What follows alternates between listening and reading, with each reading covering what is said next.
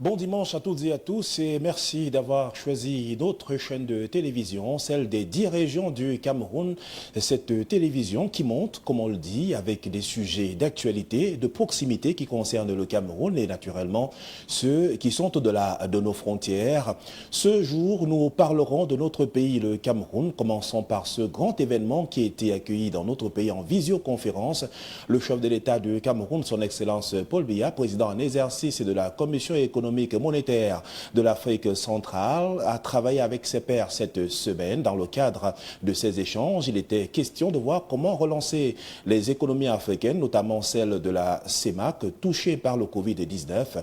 Le président de la République du Cameroun a fait des propositions allant dans le sens d'accompagner les entreprises de la zone CEMAC touchées par le coronavirus. On reviendra également sur cette solidarité qu'il a demandé à mettre en place par ces différents États avec l'appui des institutions de Bretton Woods. On en parle au cours de cette émission ce dimanche. On va également parler d'autres faits assez intéressants, notamment du Cameroun qui participe à la Coupe d'Afrique des Nations de football pour la toute première fois. 24 clubs sont donc présents, 24 pays dans notre pays. On aura également l'occasion de voir tout ce qui s'est déroulé, d'échanger autour de la cérémonie de tirage au sort qui a eu pour cadre le palais des congrès de la ville de Yaoundé, entre autres sujets.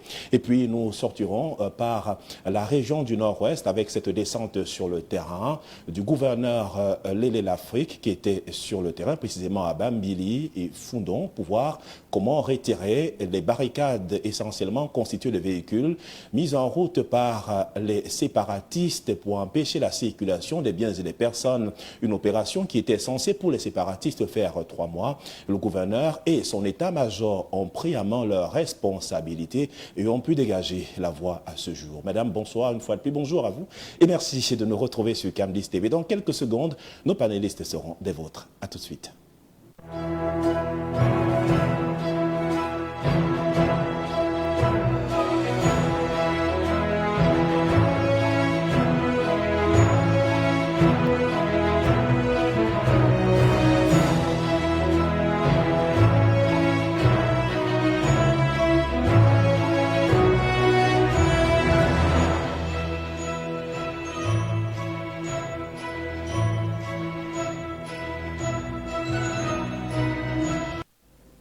Merci une fois de plus de rester des nôtres ce dimanche. C'est un plaisir de vous savoir de plus en plus nombreux à travers les 10 régions du Cameroun. Le Cameroun est à l'honneur depuis le début de cette semaine avec cette conférence tenue en visio par le chef de l'État du Cameroun et puis cette Coupe d'Afrique des Nations de football. Et tout de suite, nous entamons avec des sujets d'entrée. Nous parlons tout de suite de la décentralisation dans notre pays, le Cameroun, pratiquement 1 an après cette conférence tenue ici même à Yaoundé. Il était question de voir comment cette implémentation a eu lieu, tenue par le chef du gouvernement. Pour l'instant, quelques points sont encore dans l'obscurité pour d'autres. Il est question de voir comment l'implémenter à travers des initiatives qui sont prises par le Conseil national de la décentralisation. On parle par exemple de l'ajustement du salaire des maires, de voir comment rattraper ces impayés depuis quelques temps sur le terrain. Et également, nous échangerons sur la question du coronavirus à l'entame avec le chef de l'État qui s'est exprimé en revenant sur cette immunité collective appelée de tous leurs voeux par le chef de l'État et le membre du gouvernement sur la vaccination. Et on constate que le Cameroun a un taux de vaccination allant dans les 5% qui sont reconnus aujourd'hui dans notre pays à l'international. C'est l'Afghanistan qui nous intéresse aussi. Les talibans ont repris les forces dans ce pays. Que valent donc ces décisions prises par ces personnes? Nous accueillons ce dimanche le prince Théophile Tatita. Il est communicateur, également traditionnaliste. Bonjour et bienvenue. Bonjour, c'est un plaisir pour moi de partager votre plateau ce matin avec des panélistes, des doyens, n'est-ce pas? On aura le temps d'échanger sur les sujets qui viennent d'être évoqués. Merci bien. On parle de la décentralisation au Cameroun. Pour l'instant, on a comme l'impression que les mesures qui ont été prises 1 an après ne sont véritablement pas mise en route dans le fond, parce que certains estiment qu'elle piétine un tout petit peu et qu'il n'y a pas cette liberté avec les administrateurs civils qui sont encore en poste. Et pour ce qui concerne les maires, il était question de voir comment commencer à leur donner ce que l'on considère comme étant des salaires. Est-ce qu'à votre avis, cette décentralisation dans ce sens prend corps? Est-ce qu'il y a encore de gros soucis à observer ce qui se passe sur le Cameroun? Mais je crois qu'avant cela, on a longtemps souhaité que la décentralisation, la loi sur la décentralisation prenne effet. C'est pour le moment le cas. La décentralisation, elle est effective, mais elle est toute jeune, n'est-ce pas? Et les mesures pour sa mise en place se mettent en place progressivement. Mais on sait toujours qu'il y a les habitudes qui ont la peau dure. Vous savez, la décentralisation suppose qu'il y ait des personnes qui vont céder la place, céder des positions parfois, qui étaient des positions favorables pour leur propre situation, à d'autres. Et donc, les décisions sont là, les termes, la réglementation, elle est connue, les mesures sont adoptées, mais la mise en place traîne. Effectivement, c'est du fait des hommes, du fait du caractère, du fait des Et l'autre question qui gêne les conseillers municipaux, notamment le maire, on parle de l'apurement des salaires. Est-ce que ça doit encore attendre? Parce qu'effectivement, le budget dans son entièreté n'est pas encore disponible pour ce qui est de la mise en place effective de cette décentralisation. Et on évoquera toujours d'autres situations, c'est-à-dire nous traversons dans notre pays une situation à la fois de crise sécuritaire, de crise sanitaire, ce qui fait que parfois il y a des priorités sur les lignes de budget qui sont affectées sur des questions d'urgence. Parfois, il s'agit des hommes aussi chargés de traiter les dossiers qui accordent la priorité à d'autres questions, dont notamment celles en urgence. Ce qui fait que la machine administrative, elle traîne, mais ça devrait, parce que la décentralisation suppose qu'on délègue une part de pouvoir, ça devrait pouvoir se régler. Effectivement, dans les collectivités, que ce soit les conseils municipaux, le personnel même des municipalités est souvent en difficulté. Si vous avez écho de ce qui se passe dans les mairies, le personnel même des mairies se plaint, au-delà des conseillers municipaux, qui sont des personnes, du moins en activité, et qui s'attendent à ces petits appuis. Donc, il faut voir la situation de façon globale, et celle qui est plus grave déjà, c'est que dans les communes, dans les collectivités même, le personnel n'est pas toujours pris aux petits soins. Merci pour cette participation ce dimanche. Je souligne que vous êtes expert en communication et également expert en gouvernance traditionnelle. Merci pour cette marque de confiance ce dimanche. Le prochain invité, c'est le docteur Chou Waltas. Il est analyste politique, enseignant des universités et grandes écoles du Cameroun. Bonjour et bienvenue, docteur. Bonjour, merci de m'avoir associé à cet échange intellectuel. Je dis, avec tout le respect, je salue mes co-discutants. Merci également, ils vont échanger. On échangera ensemble sur le plat de résistance de cette émission ce dimanche. Le Cameroun se porte bien, se porte mal pour certains au niveau de la décentralisation. Quel est votre regard depuis son implémentation, également au regard du conseil tenu il y a quelques jours relatif à cette mise en place de la décentralisation? Comment trouvez-vous ce qui a été implémenté par le gouvernement jusqu'ici?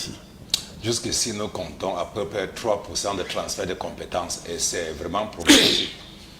Vous savez, je suis parmi ceux-là au Cameroun qui ont toujours demandé qu'on décentralise effectivement le pouvoir détenu par la bureaucratie centrale. Jusqu'à ce jour, sur 36 textes d'application de la décentralisation, on n'a que 6 qui sont effectivement appliqués et 26 non appliqués. Je parlais des 26 ministères qui n'ont pas transféré les compétences. Et le législateur a le droit de saisir l'autorité administrative dans sa région, dans son département, pour demander au gouvernement pourquoi vous n'avez pas transféré les compétences. Et cette problématique d'applicabilité des textes ne transfère donc pas les compétences et les maires se plaignent donc qu'ils n'ont pas reçu des salaires. Or, sur les 5 000 milliards, vous savez, le 29 juin 2021, la Banque mondiale nous rappelle que nous avons des dettes cumulées de 10 000 milliards et 700 millions, à peu près, de dettes cumulées pendant 25 ans. Et il vous souvient qu'en 25 ans, en 15 ans, le Cameroun a dépensé plus de 25 000 milliards, c'est-à-dire 11 milliards de dettes extérieures et intérieures et 15 000 milliards de fonds propres. Nous avons perdu ces 15 ans avec 26 000 milliards, à ne rien faire, à ne pas transférer toutes les compétences, c'est-à-dire les 750 000 milliards aux régions. Et ça pose donc ce problème de dotation Est-ce que ce n'est pas financière, la question d'ordre prudentiel, la question d'ordre prudentiel au niveau du gouvernement de la République qui entend transférer progressivement, parce qu'on se dit que si on transfère et les ressources et les compétences entre autres aux personnes qui n'ont pas encore eu l'expérience en termes de gestion, parce qu'il y en a parmi les présidents de conseils régionaux qui n'ont pas eu l'occasion de gérer les collectivités territoriales, est-ce que l'État ne reste pas prudent dans le transfert de compétences, ou alors est-ce que l'État ne dispose pas encore de tous les moyens nécessaires pour implémenter véritablement cette décentralisation? Disons simplement que l'État détient les 5 000 milliards qui devaient d'abord casser ces 5 000 milliards, envoyer 2 500 milliards au grand État et 2 500 milliards aux régions. Ce n'est pas le temps mis, c'est pas le temps mis pour que la décentralisation soit effective. C'est appliquer les textes. Pourquoi vous n'avez pas appliqué les 26 textes? Si les 26 textes sont appliqués, même dans 2 jours, dans 3 jours, dans une semaine, dans un mois, tout sera réglé. Donc si les textes ne sont pas appliqués, passez même 100 ans comme Haïti, vous n'allez pas vous développer. Donc c'est une question, à votre avis, de volonté politique. Ça peut être fait à tout moment, pourvu que cette volonté aille dans le sens de voir cet accompagnement effectif. On quitte le Cameroun, on parle un peu de l'international, c'est l'Afghanistan qui nous intéresse à l'entame de cette émission.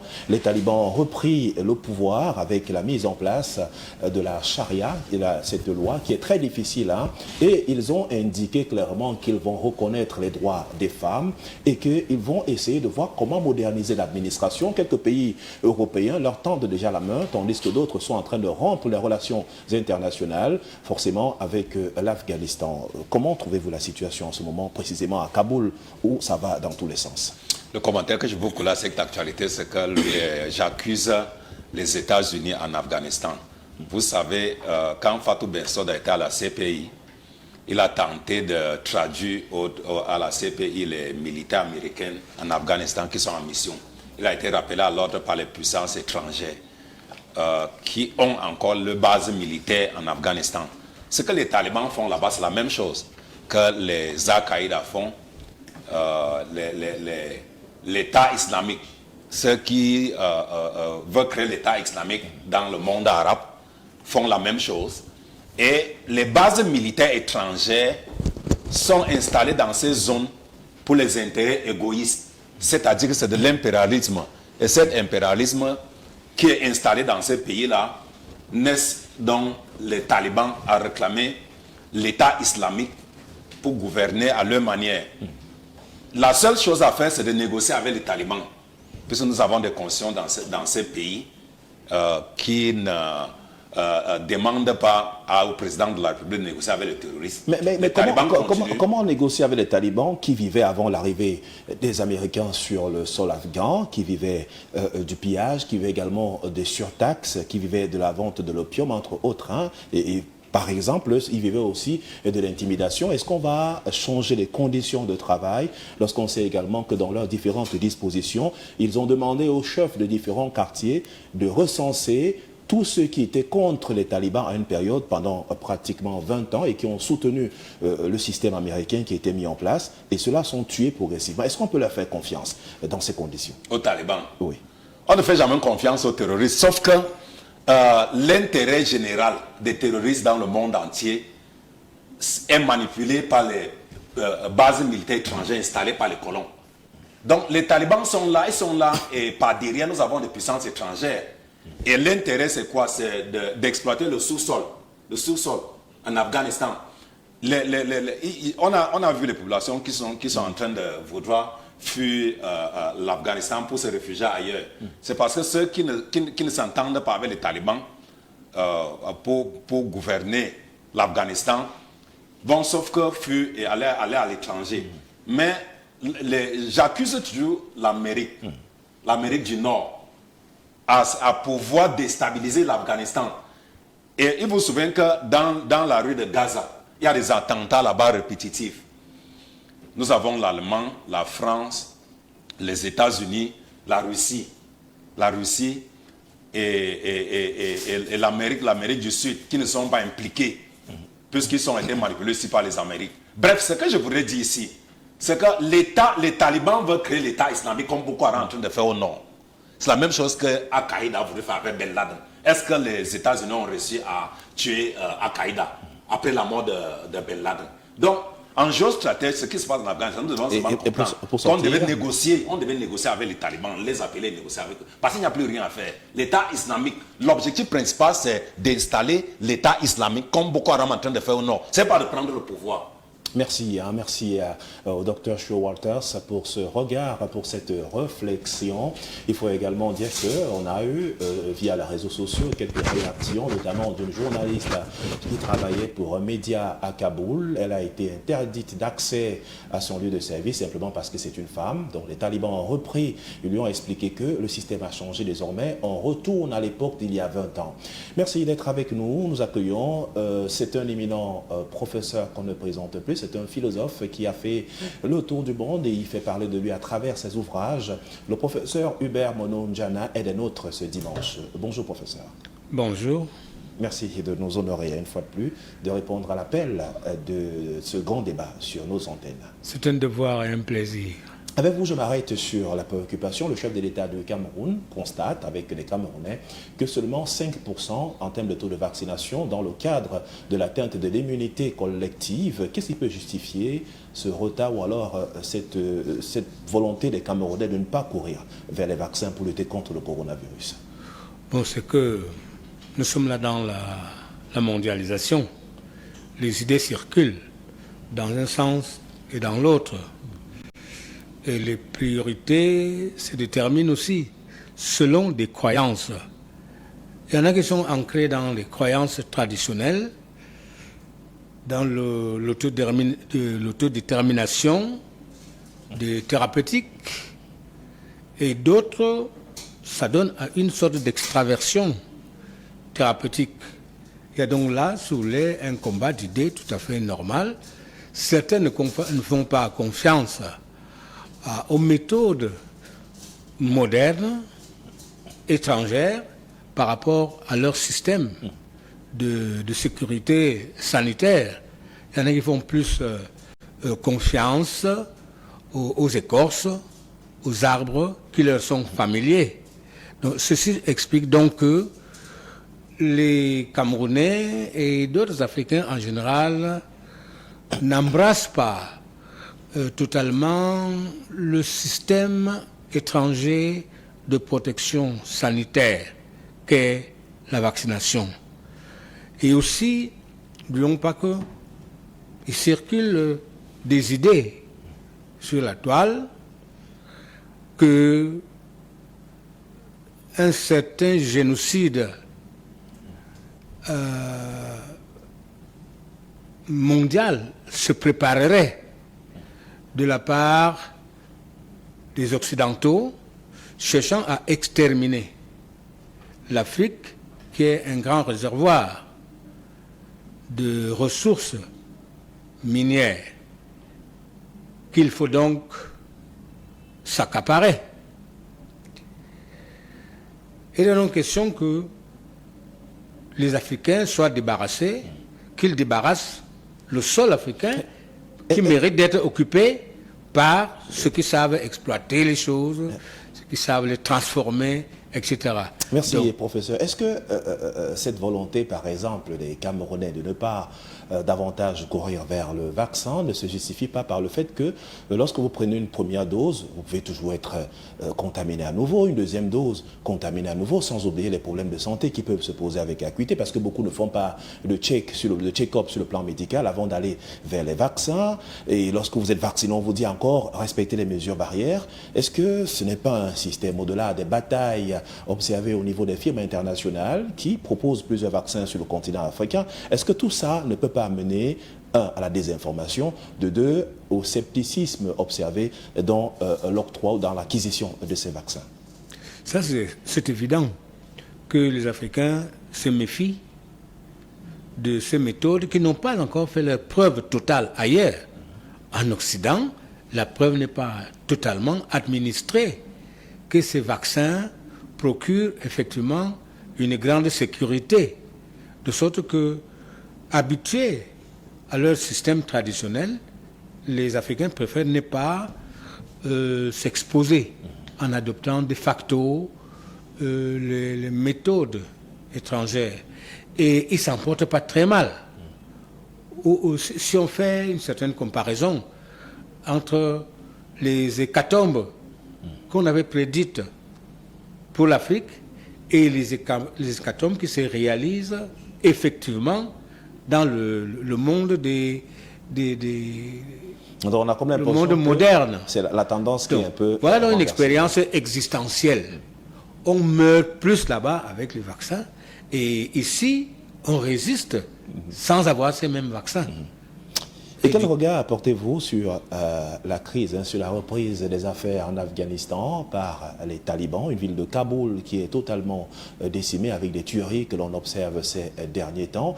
Et derrière cela, l'on craint beaucoup la charia, donc la loi musulmane pour certains, qui est extrêmement sévère, qui autorise la lapidation, qui autorise la pendaison, entre autres. Oui, nous faisons bien d'observer ce qui se passe à l'étranger.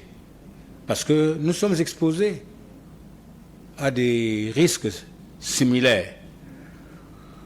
Nous avons Al-Qaïda. Nous avons Al-Qaïda tout près de nos frontières, dans l'Afrique de l'Ouest. Et maintenant, sur nos frontières, en N'Djamena, au Nigeria et parfois sur notre lac Tchad. Donc, nous touchons ces réalités-là de près. Donc, on peut voir des hordes de talibans. Parce qu'en fait, les talibans, Al-Qaïda, etc., c'est bonnet blanc et blanc bonnet. Donc, et ils s'associent souvent ensemble. Les gens de Al-Qaïda sont allés donner un coup de main aux talibans. Ça veut donc dire que le Cameroun est exposé au même risque et nous faisons bien d'être attentifs. Il faut rester prudent. Merci, professeur. Merci pour cet insigne honneur de nous accorder ces moments dans le cadre de cet échange. Et le quatrième invité nous a rejoint dans ce studio, Thierry Ndon. Il est journaliste, directeur de publication d'Intégration, un journal qui fait ses pas depuis plusieurs décennies sur le continent africain. Bonjour, directeur, et bienvenue. Bonjour, DP, j'aurais pu dire. Bonjour, Serge. Bonjour au panel. Mes respects à l'enseignant, à l'universitaire qui est sur ce plateau. Et puis je salue tous les millions de téléspectateurs de Camdis TV. Et les téléspectateurs vous regardent. La question qui accompagne même ces populations camerounaises, à votre avis, pourquoi on ne voit pas cette ruée vers la vaccination au Cameroun? Le professeur et les autres ont expliqué. On est dans deux visions du monde. Il y a la vision occidentale qui pense qu'il faut à tout prix se vacciner pour être à l'abri de Corona. Ça, c'est la vision occidentale des choses. Et il y a la vision locale qui pense que on peut effectivement vaincre Corona avec la pharmacopée traditionnelle. Vous avez ces deux visions qui s'affrontent au niveau du Cameroun et à l'évidence, à l'observation autant pour moi, c'est pour le moment la vision locale qui pense que la pharmacopée est traditionnelle et efficace. C'est cette vision qui domine et c'est l'explication qu'on peut donner au fait que les gens se pressent très peu, se pressent lentement pour aller au vaccin. Et ceux qui vont au vaccin, on sait très bien, c'est surtout ceux qui ont des voyages en vue, ceux qui n'ont pas beaucoup de choix, mais globalement, les Camerounais ont trouvé une solution à Corona avec leurs écorces et je crois que plutôt que de leur imposer des solutions venues d'ailleurs, on devrait... Il faut des solutions endogènes. Il faut encourager les solutions endogènes d'autant plus qu'il y a... qui existent.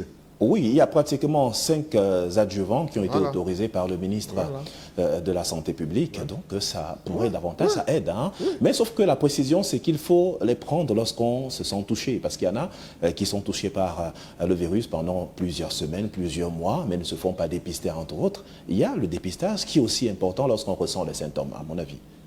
Oui, de toutes les façons, l'offre locale, médicale locale dans la lutte contre le corona a fait ses preuves.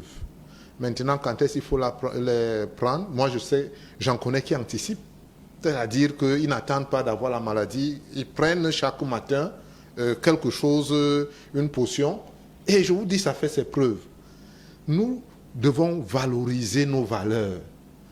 Ce sont d'être des gens qui acceptent bêtement tout ce qui vient de l'Occident. Nous avons des choses qui marchent. Et le cas Corona marche, je veux dire la pharmacopée traditionnelle marche. Nous devons la valoriser. Nous devons même la promouvoir pour que le Cameroun devienne, pourquoi pas, une référence. Ça devient peut-être même l'une des marques déposées de notre... Et ça peut aider, hein, mais au risque c'est que le Cameroun se retrouve comme d'autres pays africains hein, qui l'ont proposé pour la première fois. Malheureusement, Madagascar, qui indiquait clairement avoir trouvé le vaccin, alors qu'il y avait derrière d'autres enjeux plus importants. Et on constate aujourd'hui que c'est même dans ces pays où il y a énormément de personnes qui décèdent des suites de cette pandémie. Il faut se méfier de l'idée de la propagande occidentale. Ce sont les Occidentaux qui nous disent qu'il y a beaucoup de morts à Madagascar. Justement, ils ont les moyens pour nous bourrer la caisse. Il faut prendre avec recul toutes ces informations. Je ne dis pas qu'il n'y a pas de mort de corona à Madagascar, mais je pense que l'ampleur que l'Occident veut donner à ces morts-là n'est pas fondée. Nous devons être vigilants. Je ne dis pas que Corona n'existe pas. Vous pensez qu'il y a une manipulation derrière les mentalités, on nous a amené à avoir peur? Parce que quelques scientifiques indiquent que l'une des premières raisons, c'est quand vous avez peur. Lorsqu'on suscite la peur en vous, le virus peut facilement vous terroriser, alors que vous aurez pu résister, puisqu'il a une période d'observation, et lorsque ça passe, vous retrouvez votre santé. Maintenant, au sortir de cette question, je m'arrête un peu sur l'Afghanistan qui nous intéresse aussi ce matin, avant d'entamer le plan de résistance, les sujets de cette émission. On parle de ce retour au terrorisme. Les djihadistes ont repris le pouvoir après le départ des Américains. Comment se portera ce pays à l'avenir? Il y a les relations internationales qui doivent être observées. Il y a des alliés qui se constituent tandis que d'autres se désolidarisent du pouvoir afghan. Est-ce que c'est un pouvoir qui promet tout de même revoir dans les mesures qui visent un traitement exemplaire pour les femmes et également un traitement pour la société de manière générale en Afghanistan? Là aussi, je vais dire que c'est deux visions du monde qui s'affrontent. Toujours la vision occidentale qui nous a dit ce qui est bien, ce qu'il faut faire. Et il y a la vision, on peut le dire, des talibans, celle qui est portée par les talibans et qui est basée sur la charia. Ce qui se passe en Afghanistan est à peu près ce qui se passe en Iran, où la bien-pensance nous dit que, écoutez, vos rites là, c'est pas bon, votre façon de vivre là, c'est pas bon. Voici comment il faut vivre. C'est à peu près ce que les colons ont fait quand ils sont arrivés en Afrique. Ils sont venus, ils nous ont trouvés avec nos traditions, avec tout ce qui faisait l'essence de l'homme noir. Et ils ont commencé à dire non, ça c'est pas bon, ça c'est bon. On sait, c'est à peu près la même chose. Ça va être difficile parce qu'il y a pratiquement 26 commandements qui sont inhumains à accepter avec les talibans. Et rien ne prouve dans les premières décisions qui sont prises que ces talibans vont respecter les droits de l'homme. Ça va être compliqué. Justement, je vous dis, les droits de l'homme, c'est qui? C'est la bien-pensance occidentale. Merci. Hein. Non, je vais chuter sur cette question parce que nous sommes emballés, nous sommes pris dans l'emballement médiatique occidental. Et ces gens-là nous ont amenés à voir le monde comme eux, à penser comme eux, au point où, lorsqu'il y a quelque chose qui va à l'encontre de comment ils voient le monde, nous aussi, machinalement, mécaniquement, nous tombons dans le panneau. Je ne supporte pas forcément les méthodes et les pratiques talibanes, du tout. Mais mon propos ici est de dire que nous devons questionner la façon occidentale de voir les choses. Nous avons bien vu que les Occidentaux ont des problèmes avec la grande Chine, où il n'y a pas la talibanie, mais parce que la Chine ne voit pas le monde comme l'Occident. La Chine est misérée, elle est mise au banc des accusés. Là-bas, on ne parle pas de talibanie en Chine, mais on va vous parler de droits de l'homme. En tout cas, on va oui, on en reparlera, mais je crois qu'il faut qu'on reste vigilant et qu'on sache que chaque peuple a sa façon de voir le monde et il ne faut pas que la grande vision occidentale continue. Et il y a des choses à refaire imposer. parce qu'interdire à la jeune fille d'aller à l'école, forcément ça pose un problème. Interdire de se maquiller, interdire de tromper son mari, interdire également de porter un pantalon. Il y a plusieurs interdictions qui sont mises en place par les talibans. Merci à tous de répondre présent. Le temps pour nous d'observer la revue de presse dans un petit moment. On va engager la première thématique de cette émission ce dimanche. Nous parlons du Cameroun à la faveur de la tenue en visioconférence cette semaine est tenue par le chef de l'État du Cameroun, président en exercice de la CEMAC, son Excellence Paul Biya, qui s'est exprimé devant ses compatriotes et même devant ses pairs de la sous-région Afrique centrale. Prince Théophile Tatita, le chef de l'État du Cameroun, parle de Covid-19, parle de la menace dans l'optique de soutenir les économies africaines. Est-ce que vous avez le sentiment que son discours corrobore avec d'autres États africains, ce qui passe d'abord par la libre circulation des biens et des personnes, par l'application des textes même de la CEMAC? Est-ce que vous avez le sentiment que ce qu'il a dit au cours de ces travaux sera respecté sur le terrain ou alors sera tout de même observé par les uns et les autres? Mais disons que pour parler du discours et de cette grande rencontre des chefs d'État, je voulais rappeler que tout ceci se passe dans un contexte de la pandémie du coronavirus. Et ce qui me permet de faire un petit recul pour aborder la question du vaccin qui a été évoquée, puisque lui-même en a parlé, et ça fait partie des résolutions qui sont d'encourager, n'est-ce pas, de soutenir les campagnes pour aller au-delà des 5% de vaccinés qu'on a au Cameroun. Mais la première chose, c'est qu'en regardant le contexte et le principe même de résolution des problèmes, par principe, un vaccin, c'est une substance pathogène qui, inoculée à une personne, lui confère une immunité par rapport à une maladie.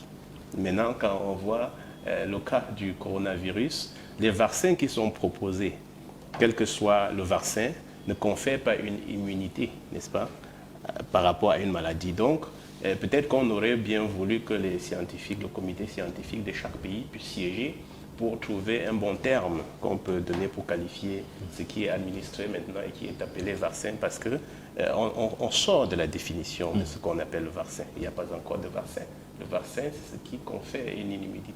Donc, étant dans cette situation, je crois que les chefs d'État sont peut-être parce qu'on confrontés pense que le vaccin actuel est à une phase expérimentale, d'où il n'a pas prouvé son efficacité à 100% ailleurs. Oui, là, on pouvait appeler les oiseaux ou les singes ou peut-être les chauves-souris pour faire l'expérience. Mais on ne vient pas faire les expériences sur les humains. Donc, je dis que nous sommes, et je crois que le discours et la tenue avec maestria de cette grande conférence par le chef de l'État a épousé les allures, n'est-ce pas, montre bien que nos chefs d'État comprennent. Parce que quand je rappelle le contexte, c'est que nous sommes dans une situation assez complexe où on est face à une maladie qui terrorise, on a des solutions endogènes qui sont proposées. Les Africains se considèrent en quelque sorte un peu vaccinés par rapport à ce qui se passe. Vaccinés parce qu'il faut rappeler que le mode de traitement chez nous, on pourrait parler de l'alimentation médicamenteuse. C'est-à-dire que chez nous, on se soigne. On prévoit, on sait qu'on peut être malade et déjà dans nos aliments, quand vous étudiez les valeurs scientifiques des épices qu'on met dans nos sauces d'un cuit, d'un bongo, de sauce jaune, et on comprend qu'il s'agit des remèdes. Donc les Africains sont dans un système d'alimentation patrimoniale qui les prémunit d'un certain nombre d'attaques. Et donc, ne se sentent pas menacés au même titre que les autres qui meurent un peu comme des mouches face à cette maladie. Donc les Africains sont un peu préservés dans cette situation. Et face à cela, les États ont été, les entreprises ont eu des difficultés, n'est-ce pas, à se développer dans ce contexte de Covid. Il était normal que les chefs d'État se réunissent pour voir quelles sont les mesures, quelles sont les pistes, n'est-ce pas, pour soutenir, n'est-ce pas, l'émergence de la sous-région face à cette pandémie. Évidemment, la conduite de cet événement a montré que les chefs d'État sont assez prudents. Ils ont commencé notamment par rendre hommage à un illustre africain, le maréchal du Tchad, qu'on a présenté comme un grand patriote. C'est pour montrer qu'ils font corps dans l'esprit de ce panafricanisme dont ils mettent en avant le sentiment panafricaniste qui anime les échanges entre les chefs d'État africains entre eux. Ils ont fait appel à la solidarité internationale, évidemment, parce que les institutions, les organisations internationales apportent un soutien pour la lutte contre la pandémie et d'autres maux dont souffre la sous-région, y compris les questions de sécurité. Merci. Donc, je vous reviendrai dans un petit moment. On va également réfléchir sur des propositions endogènes, au-delà de ce que proposent les institutions de Bretton Woods, ce qui a été proposé par le chef de l'État du Cameroun. On en parle dans un petit moment, juste après cette revue de presse signée Trésor Mbouné pour Camdis TV.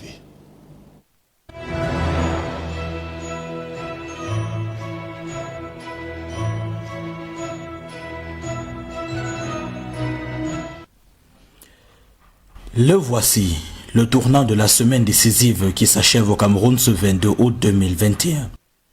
Après les vaines tensions et l'agitation stérile qui a animé son séjour en Europe, Paul Biya est de retour au pays. Le président de la République du Cameroun a regagné Yaoundé ce lundi à l'issue d'un court séjour privé à l'étranger. Il n'était pas de tout repos, ce déplacement du chef de l'État. L'anecdote propose le cahier d'un séjour stratégique pour expliquer qu'il s'agissait en réalité d'un mois d'intense activité dans l'intérêt supérieur de la nation camerounaise. D'ailleurs, selon Réalité Plus, à Genève, Paul Biya a trop travaillé. Le chef de l'État aurait rencontré de puissants investisseurs étrangers et peaufiné le toilettage du gouvernement de la République. Moyomo Salah Hebdo confirme le retour du président est un tournant décisif dans la vie de la nation et même au-delà, au vu des dossiers qui l'attendent. Premier dossier, tirage au sort de la CAN 2021 réussi. Grâce au doigté magique du premier sportif camerounais, la fête était belle au palais des congrès de Yaoundé. Le Cameroun se retrouve dans la même poule que le Burkina Faso, l'Éthiopie, le Cap-Vert. C'est un premier tour prenable pour les Lions indomptables, selon l'essentiel du Cameroun. Deuxième dossier également validé, le sommet extraordinaire des chefs d'État de la CEMAC. Les discussions au sommet pilotées par visioconférence à partir de Yaoundé ont porté leurs fruits. Les 6 sont passés en revue la situation macroéconomique de la sous-région Afrique centrale avant de convenir de l'accélération des projets de développement communautaire. Comme par un coup de baguette magique, le retour du chef de l'État a également favorisé le retour au calme entre Mosgoum et Arabeshoua dans le Logone et Chari. Ces populations de l'extrême nord du pays se livraient une guerre tribale depuis quelques jours. Elles sont revenues à de meilleurs sentiments en début de semaine.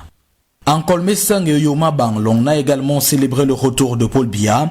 Là-bas, l'arrivée du père de la nation signifiait début des travaux du bitumage des routes de ces quartiers. C'était la joie et l'effervescence partout au village.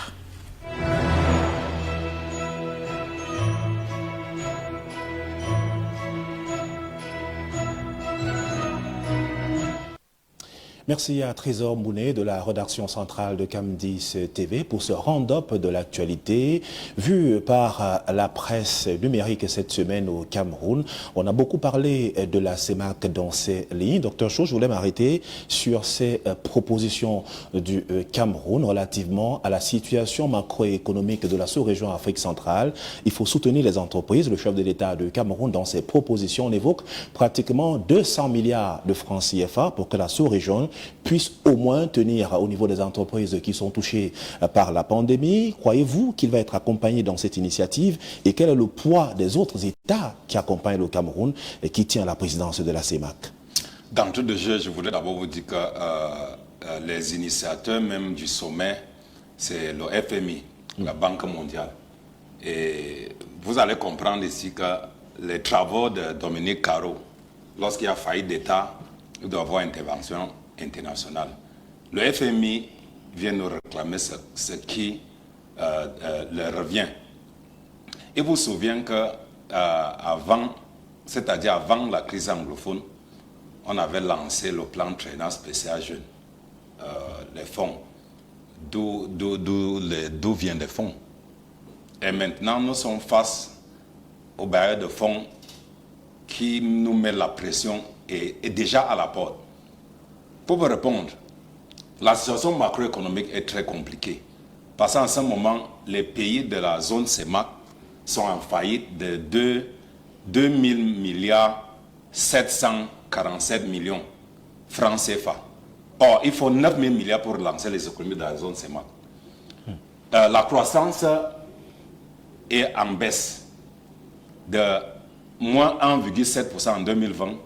En 2021, nous sommes à peu près moins de 3%.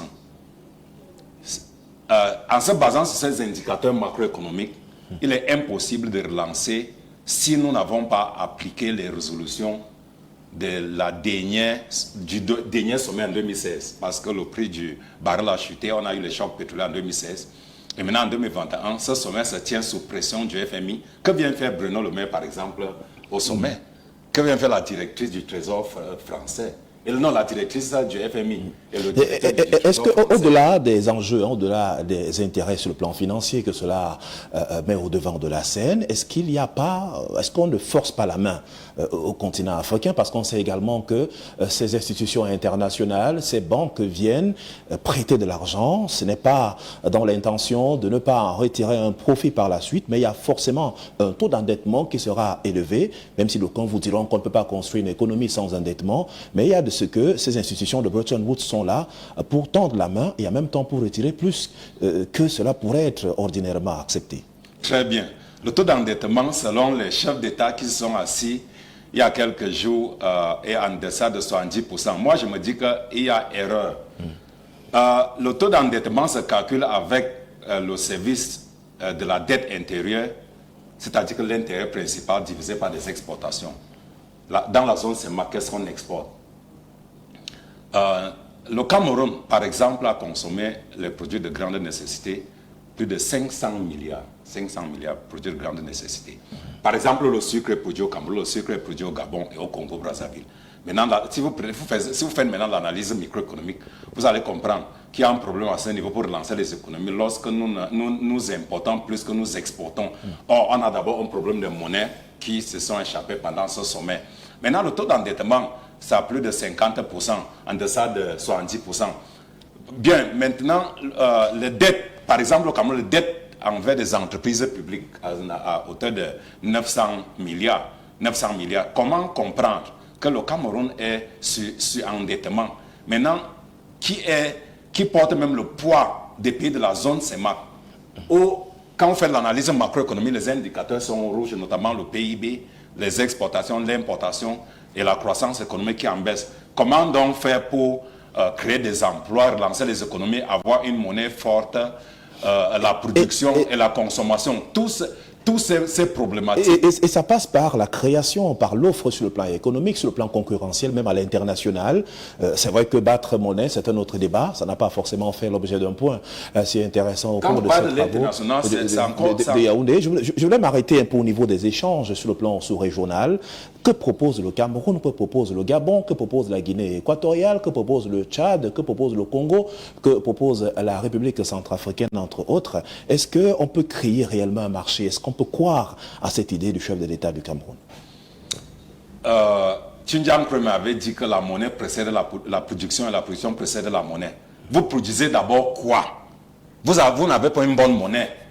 Au marché mondial, on a moins de 10% de parts de marché. Le franc CFA n'est pas reconnu au marché mondial. On va faire comment?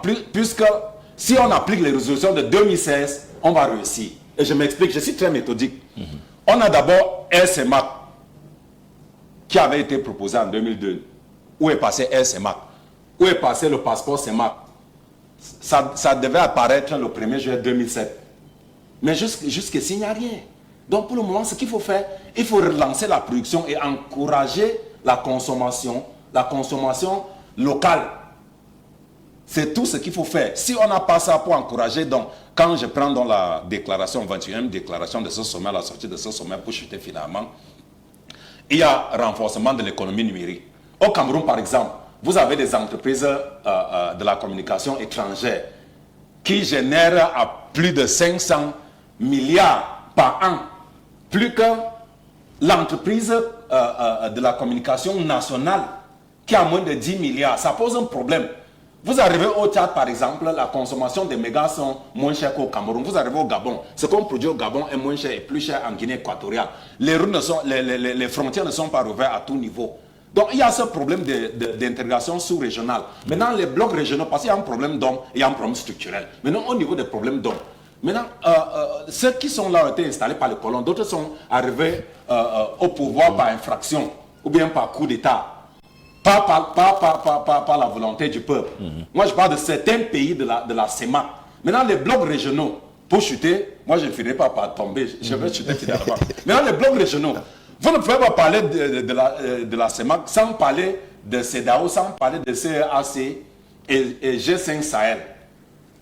Maintenant, CEDEAO, si vous avez le passeport, vous n'avez pas de passeport, vous pouvez facilement circuler. Quand vous arrivez, par exemple, à Kiosi pour arriver à Bébéine, on vous demande le visa. Où est donc passé ce visa gratuit? Ce qui est clair lorsqu'on regarde, il y a encore des barrières.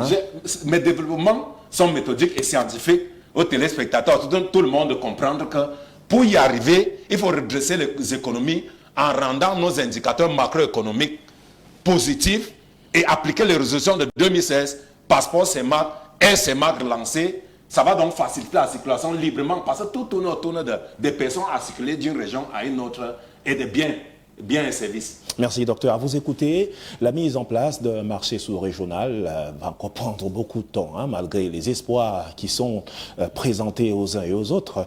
Professeur, avec vous, je vais parler un peu de ce poids que représente le Cameroun au niveau de la sous-région Afrique centrale. C'est le hub, finalement. Maintenant, l'appel du chef de l'État de constituer une véritable cagnotte pour accompagner les entreprises de la sous-région Afrique centrale avec l'aide des institutions de Bretton Woods, ça rentre un peu en droite ligne avec les indicateurs qui sont contenus dans son livre, qui a fait école dans le monde pour le libéralisme communautaire. Est-ce que le chef de l'État n'appelle pas à plus de solidarité dans l'optique de voir les États africains ne pas sombrer devant les institutions internationales? Oui, dans l'optique du libéralisme communautaire, le chef de l'État camerounais a d'abord considéré la communauté. C'est-à-dire nous sommes en groupe liés par l'histoire et liés par les intérêts. Nous devons nous soutenir et nous soutenir en appliquant les décisions qui sont prises pour implémenter le redressement économique de la sous-région. C'est pour ça que je vous avais parlé la dernière fois, j'en parle aussi de temps en temps ailleurs, de ce que j'appelle l'applicationnisme. L'applicationnisme, c'est la volonté d'arrêter la rhétorique et de passer à l'action. Ça fait des dizaines d'années, depuis l'UDEAC jusqu'à la CEMAC, on parle d'abattre les frontières, de se mettre ensemble dans une grande communauté africaine. Mais après avoir dit cela, les gens sombrent dans leurs égoïsmes micro-nationaux. Au lieu d'appliquer les résolutions prises lors des assemblées générales, eh bien, quand on rentre chez soi, on regarde les avantages immédiats et on prive le voisin. On essaie de priver le voisin d'en bénéficier. On invente toutes sortes de défauts nationaux. Les Camerounais sont des bandits, les Camerounais sont des praticiens, les Camerounais sont des faussaires, etc. On barre l'entrée des Camerounais, et réciproquement aussi, mais il faut tout simplement en venir à l'acte.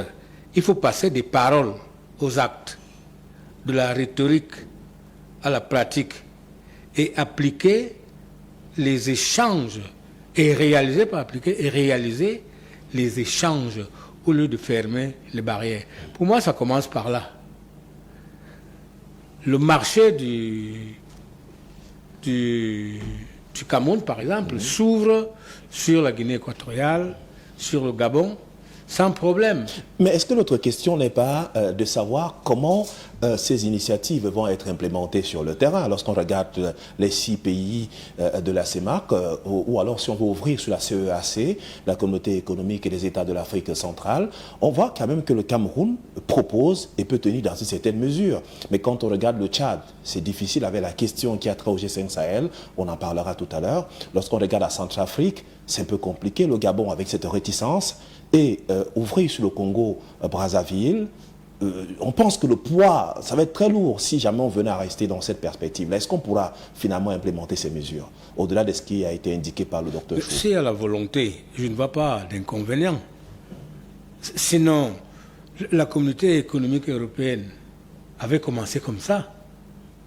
Il fallait faire le marché du charbon, petit à petit, jusqu'à maintenant à devenir une grande puissance mondiale face aux mastodontes américains.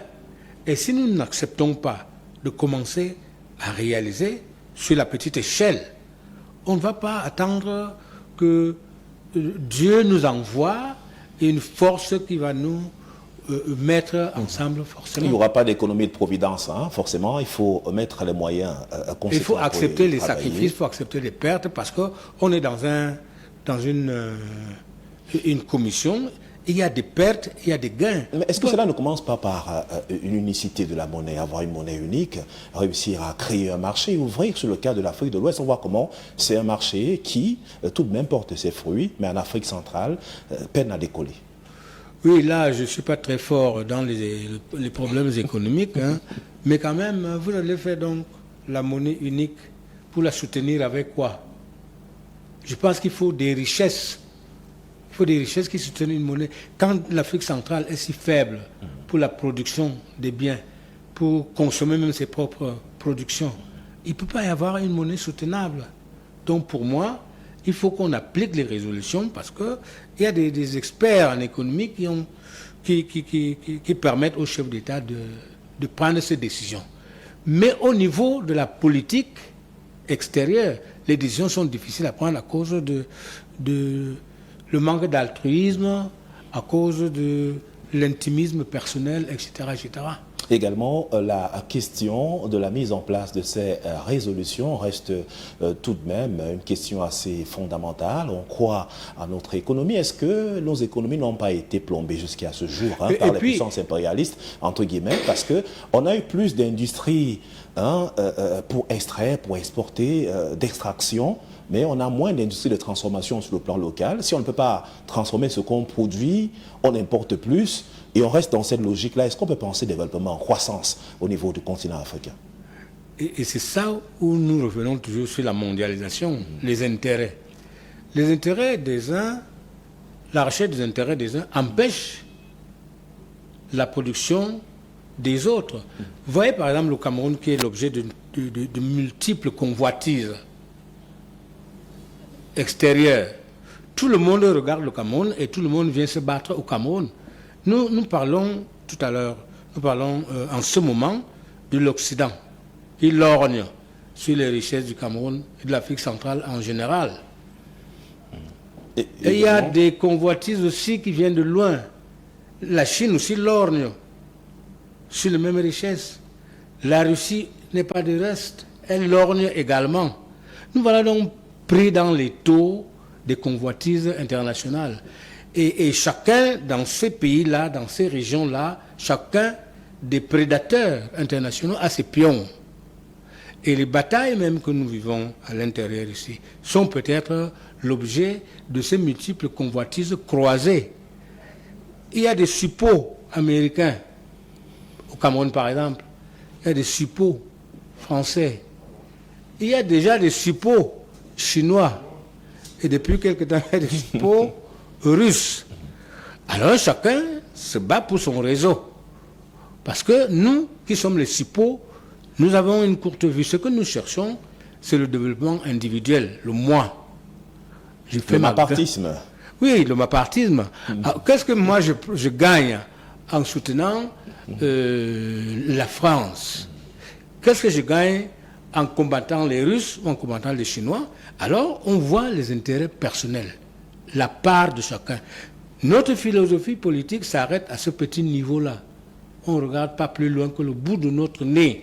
Est-ce que si les Français continuent ici, moi qui suis pro-russe, est-ce que je gagnerai quelque chose dans la bataille? Est-ce que je finirai mon château du village? Ouais, nous avons donc une politique à courte vue. On n'a donc pas, si vous voulez, une macro-vision, n'est-ce pas, pour parler de macroéconomie. Il nous faut une macro-vision du développement dans nos pays. C'est noté, professeur. Merci pour ces éclairages.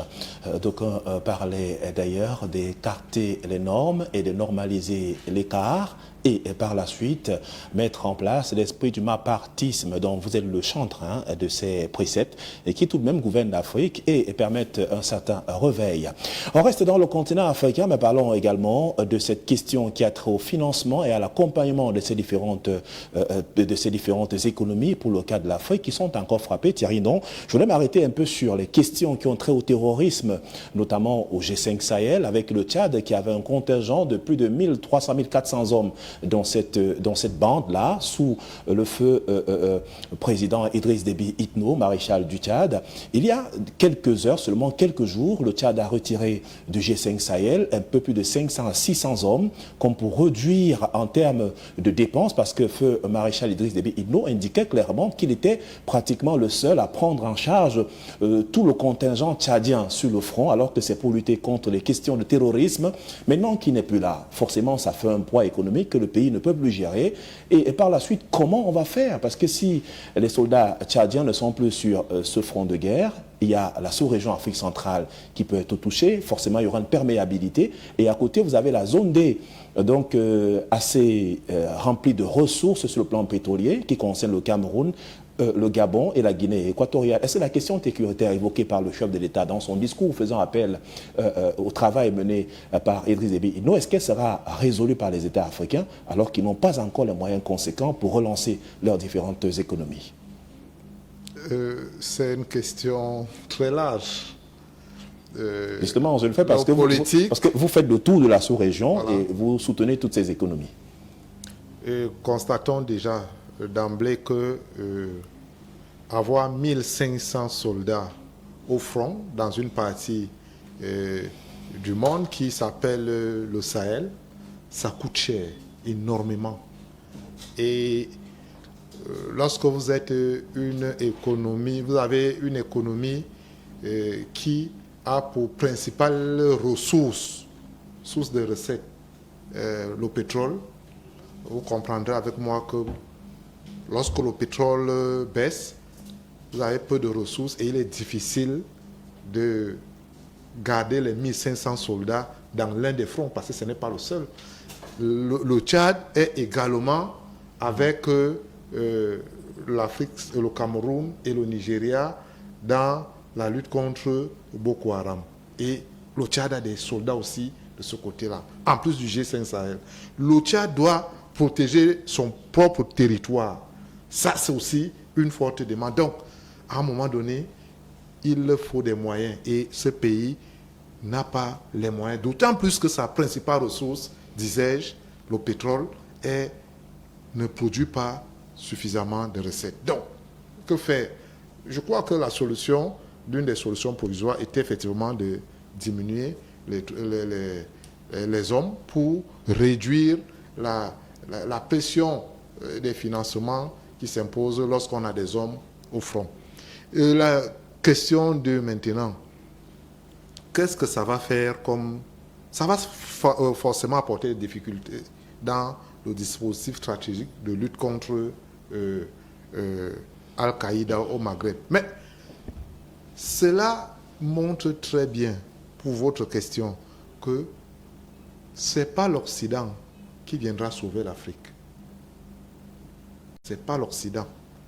C'est l'Afrique qui va se sauver d'elle-même. On a vu, moi je reviens, j'ai été à N'Djamena pendant la campagne présidentielle. J'ai rencontré des Maliens qui nous ont dit tous les bienfaits de l'armée tchadienne dans la restauration de la paix au Mali. Pourtant, précisaient ces Maliens, on a des troupes étrangères qui y sont depuis 5 années, notamment occidentales, qui n'ont pas pu faire ce que le Tchad est venu faire en moins de 24 mois. Et ces Maliens avaient remercié publiquement le président Déby pour lui dire le Tchad a restauré le Mali dans sa dignité. C'est un message, on dira que je suis panafricaniste, oui, je le suis. Il n'y a que l'Afrique pour sauver l'Afrique. L'Afrique sur le plan économique, l'Afrique sur le plan sécuritaire, l'Afrique sur le plan social. Mais pour qu'on y arrive, la solution est politique. Tu posais la question tout à l'heure. Le cas de la CEMAC, et le professeur a résumé très bien. Nous sommes, pour le cas de la CEMAC, nous sommes dans une zone qui est très riche et qui suscite des convoitises. Et si nous-mêmes, nous ne savons pas faire la lecture géostratégique de ceux qui veulent, de l'environnement, nous sommes perdus. Tout à l'heure, on parlait des solutions économiques, mais l'économie ne vaut rien si le politique n'a pas implémenté ou fait des propositions. Une main forte. Et il y a des décisions politiques à prendre. Par exemple, moi je le dis tous les jours, le processus de décolonisation de la CEMAC doit s'achever. La CEMAC reste un machin aux mains de la France qui fait et défait. Lorsqu'on va décoloniser la CEMAC, nos gouvernants auront les mains libres pour redéfinir la structure économique de la sous-région. Parce que tout est là. Actuellement, vous avez, et tu l'as bien dit, vous avez une structure économique qui reste celle héritée de la colonisation. Vous êtes pourvoyeur, pays de la CEMAC, pourvoyeur de ressources, de matières premières. On vient les prendre, on va les exploiter, on va les transformer et on vous les revend en produits manufacturés.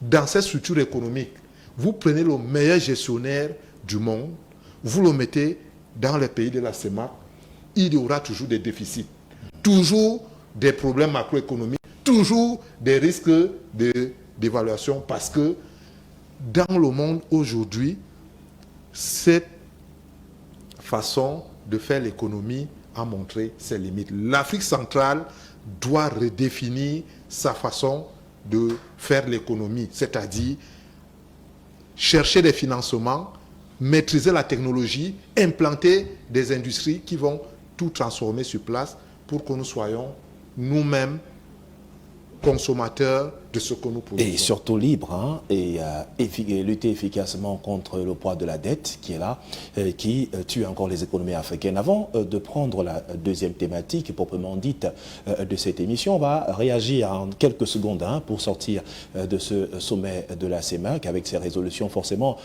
qui peuvent être implémentées si beaucoup de choses sont mises en place. Nous aborderons par la suite la question de sécurité dans la région du nord-ouest Cameroun. Je commence par vous, professeur. Finalement, la CEMAC va-t-elle se déployer? Est-ce que c'est un dernier soupçon lancé par le chef de l'État du Cameroun pour que les choses soient mises en place? Effectivement, en quelques secondes.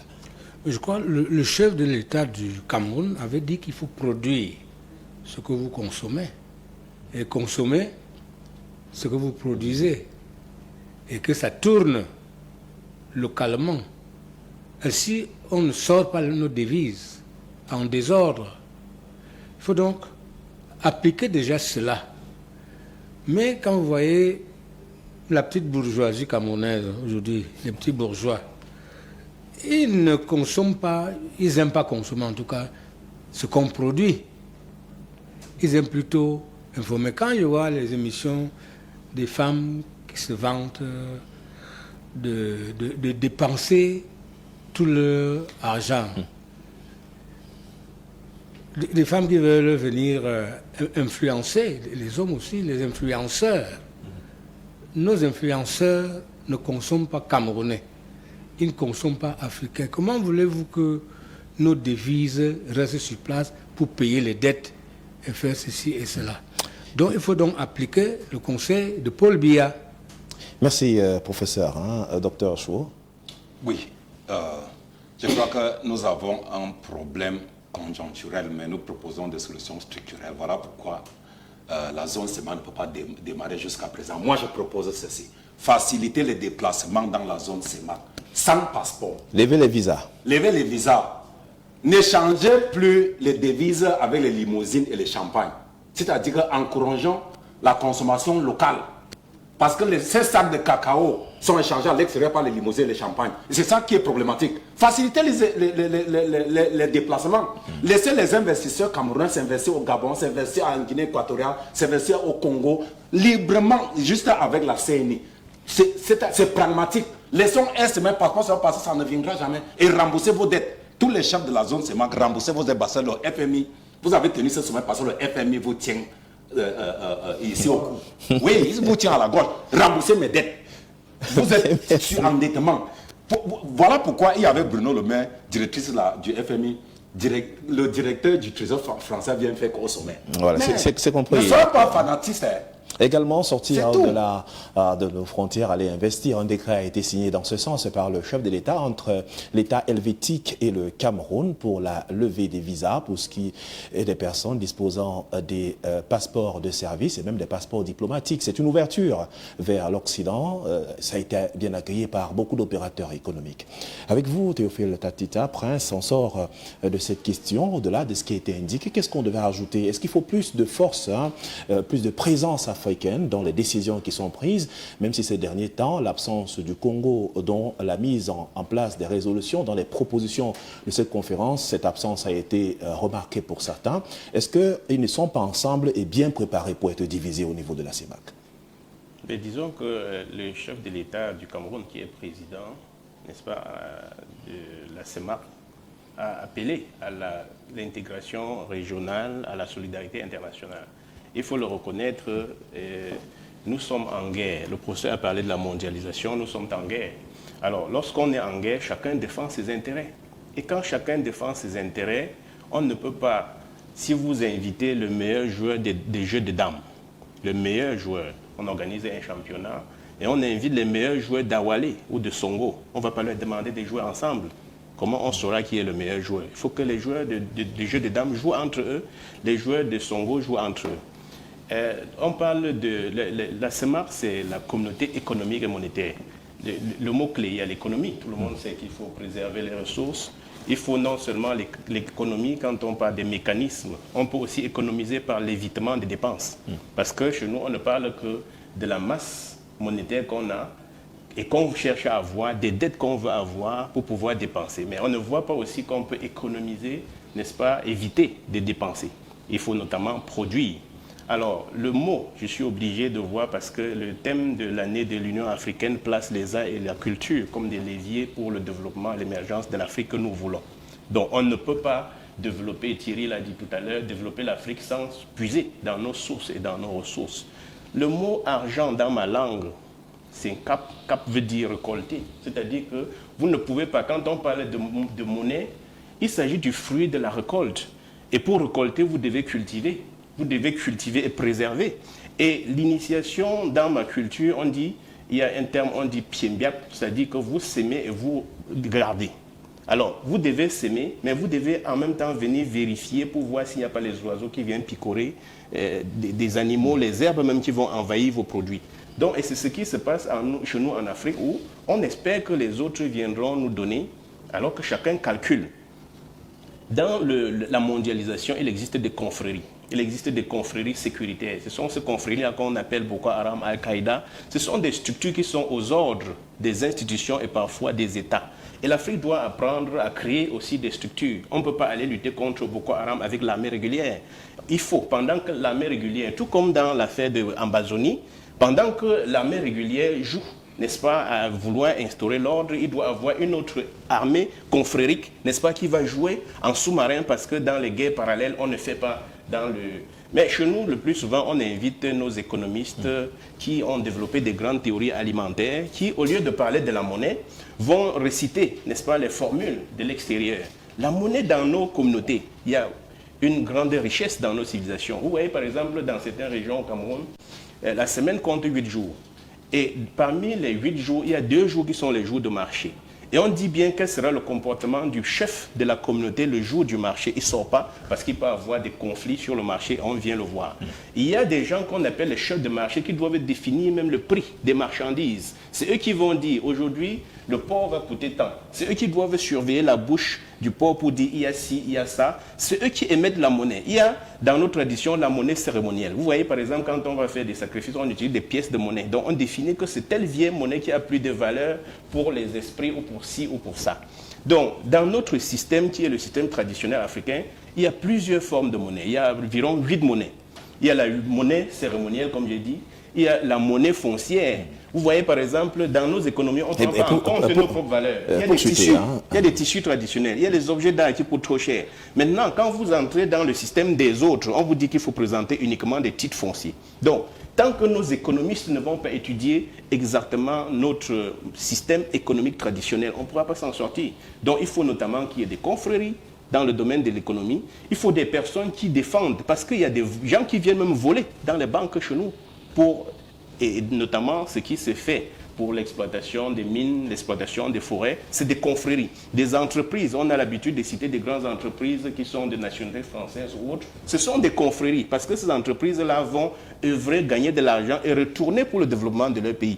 Et par contre, vous remarquerez quand les chefs d'État se déplacent, c'est avec les hommes d'affaires. Les chefs d'État viennent installer les hommes d'affaires pour bien exploiter, n'est-ce pas? On voit un peu le cas avec Dangote qui est soutenu notamment. Il fait partie d'une cinquantaine de Nigérians qui ont été soutenus par un des chefs d'État. Donc ce sont les chefs d'État qui doivent veiller et fabriquer les hommes d'affaires comme on en a fabriqué. Il faut fabriquer les opérateurs économiques de la première heure. Il faut fabriquer les confréries médiatiques. Parce que vous voyez, les discours que nous suivons, c'est on arrange. C'est-à-dire, on dit parfois qu'il y a une vidéo qui est devenue virale. Mais cette vidéo, il y a bien un arrangement dans les réseaux sociaux pour favoriser, n'est-ce pas? Mais chez nous, on ne soutient pas. On ne soutient pas ceux qui, comme le Thierry, développent. Donc, il faut faire une armée et savoir que la communication sur le plan institutionnel, c'est toujours une affaire d'un jeu de rôle. Donc, il y a des gens qui doivent toujours servir leur peuple. C'est-à-dire vous devez servir l'entreprise que vous servez, mais vous devez aussi servir votre communauté. Donc il doit toujours avoir une complicité. Parce que personne, au plan traditionnel, ne peut se soustraire de la mission qui est celle de la gestion de la cité. Autrement, la politique, l'économie, c'est politique. Au plan traditionnel, si vous dites je suis apolitique, on doit vous chasser de votre village. C'est-à-dire que tout le monde doit contribuer à la question de sécurité, d'éducation, d'économie. Et notamment, à la fin, il y a un paragraphe qui sort des résolutions, mais qui ne fait pas partie des 24.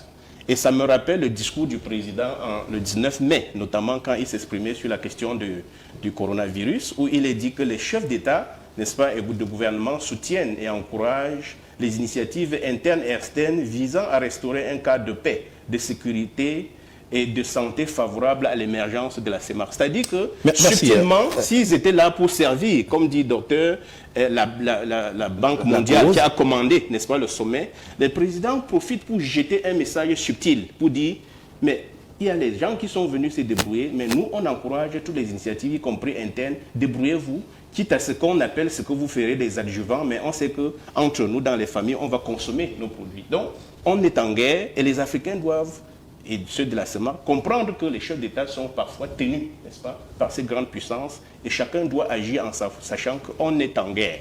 On est en guerre. Merci Prince Théophile Tatita. C'est vrai que c'est profond ce que vous expliquez. Hein. Ça rentre dans la culture, dans la tradition. Je voudrais également souligner que expert en gouvernance traditionnelle. Merci d'être dans ce studio.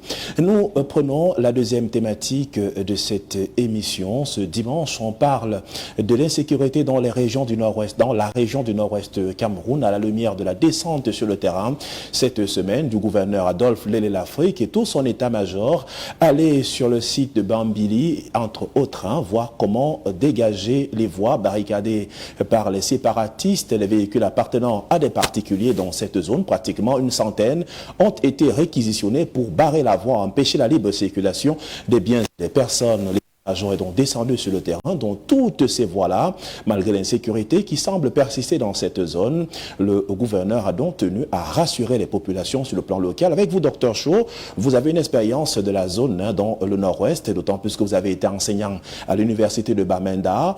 Quels souvenirs portez-vous de cette partie du Cameroun et comment pensez-vous que les séparatistes espèrent défier les pouvoirs publics à travers ce qui est fait?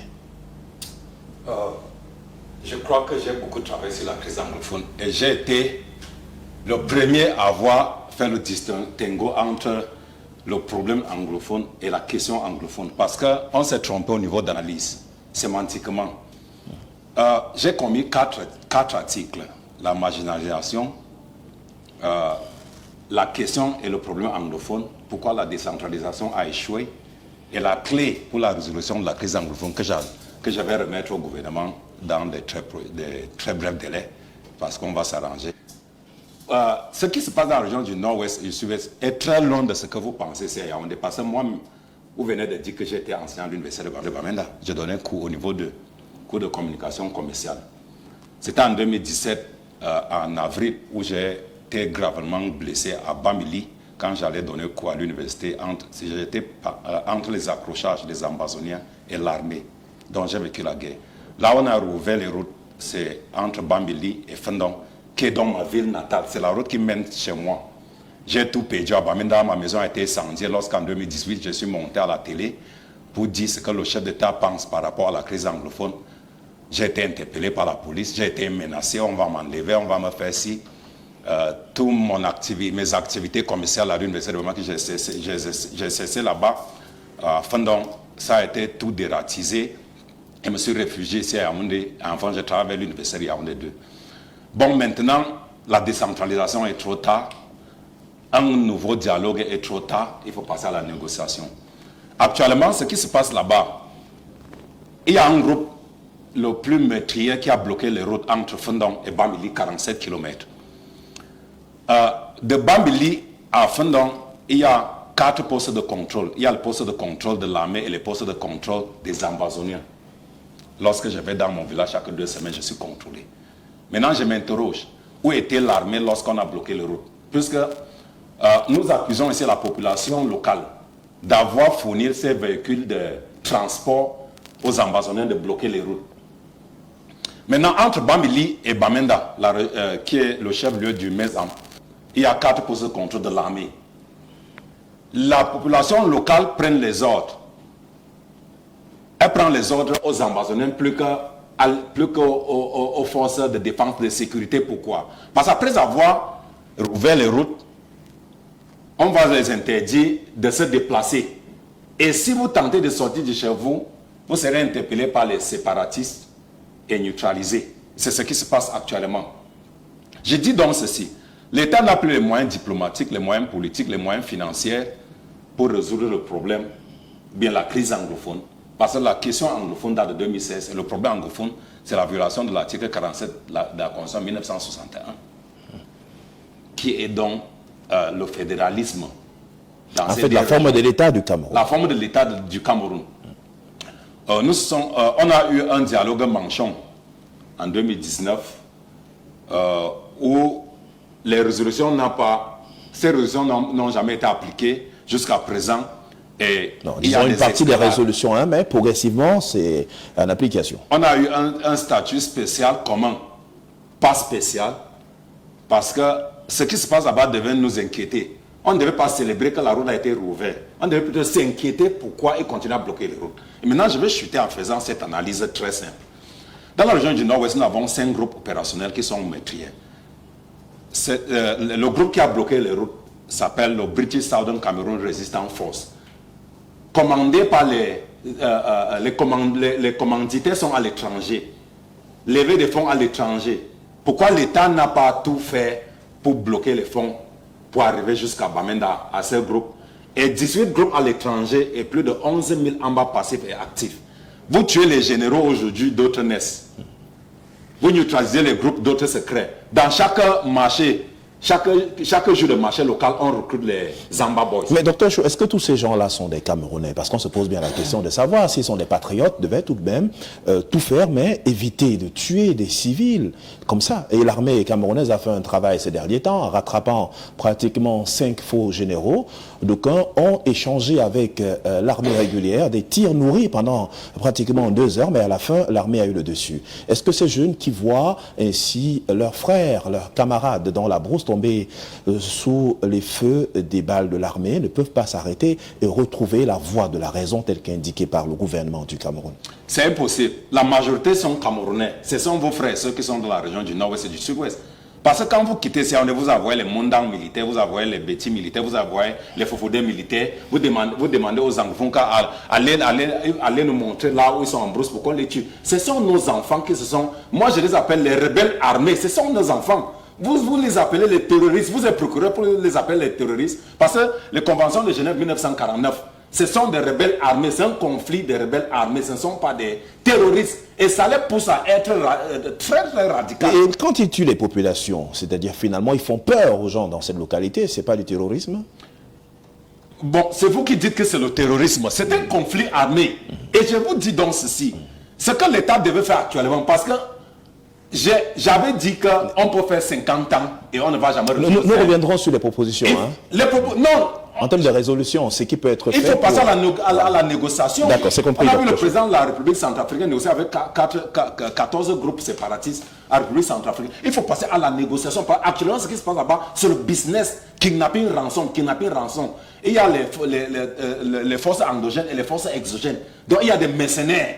Et je vous dis même que les vrais Zamba Boys ne sont pas dans la région du Nord et du Sud-Ouest. Ils sont à Yaoundé, à Douala. Je suis très désolé, monsieur le journaliste. Merci, voilà merci docteur. La crise continue. Merci, docteur Chou. En tout cas, l'État a fait tout ce qui est en son pouvoir pour rassurer les populations dans cette localité. On a vu le général Cavalaire sur le terrain avec ses éléments pour également rassurer ces populations, ce qui passe par le renseignement à mettre à la disposition des forces de défense et de sécurité du Cameroun. Professeur, je voudrais un peu comprendre dans la psychologie de ces jeunes qui choisissent des voies suicidaires, entre guillemets, aller affronter l'armée régulière. Pourtant, il y a une possibilité de s'arrêter, de trouver la voie de la raison, aider à ce que le gouvernement installe sur place ces infrastructures, ce qui est en train d'être fait avec la mise sur pied de ce plan de reconstruction de ces 2 régions, conduit par le ministre Paul Tasson.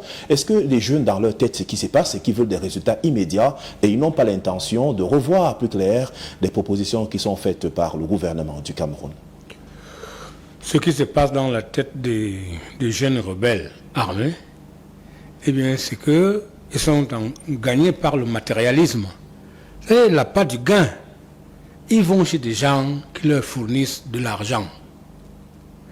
Et le jeune collègue vient de dire tout à l'heure que ces gens-là ne sont même pas là-bas, dans la forêt. Ils sont ici à Yaoundé et à Douala. Et je me pose la question, si le Cameroun est un pays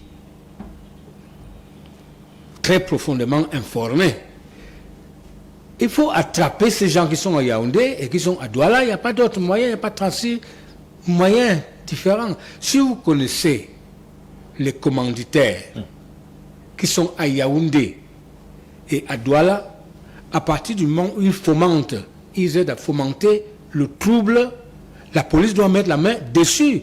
Ils doivent être traduits devant les institutions de la justice et jugés. Et on met fin à l'affaire. Et puis, professeur, cette hypothèse peut être vérifiable, peut-être dans une certaine mesure, parce qu'on a eu, il y a 1 an et poussière, quelques endroits où il y avait des explosifs fabriqués de manière artisanale ici à Yaoundé. Et heureusement, l'armée et les forces de défense et de sécurité ont eu l'occasion de mettre la main sur ces agissements-là et pour qu'on retrouve une certaine stabilité dans la capitale politique et même économique du Cameroun. Donc, il est question de renforcer, d'après vous, la sécurité en interne, à travers le renseignement, et voir comment lutter efficacement et aller vers les voies de la négociation avec ces jeunes, avec ces enfants, comme indique le docteur Chour dans ce studio. Oui, et une fois qu'on a mis la main sur les commanditaires, il faut casser l'action. Ça, c'est le terrorisme, c'est la terreur. Les gens, ils sèment la terreur. C'est le terrorisme, chers collègues. Les gens qui sèmaient la terreur à la Révolution française, c'était des hauts fonctionnaires, des hauts cadres. N'est-ce pas? L'abbé Sieyès, le Robespierre, etc. C'était des terroristes. Et on appelait ça la terreur. Le résultat les modalités de vie dans nos capitales, c'est la peur, c'est la terreur. Les gens ont peur. Dans les villages, les gens ont peur, même s'il y a des complices.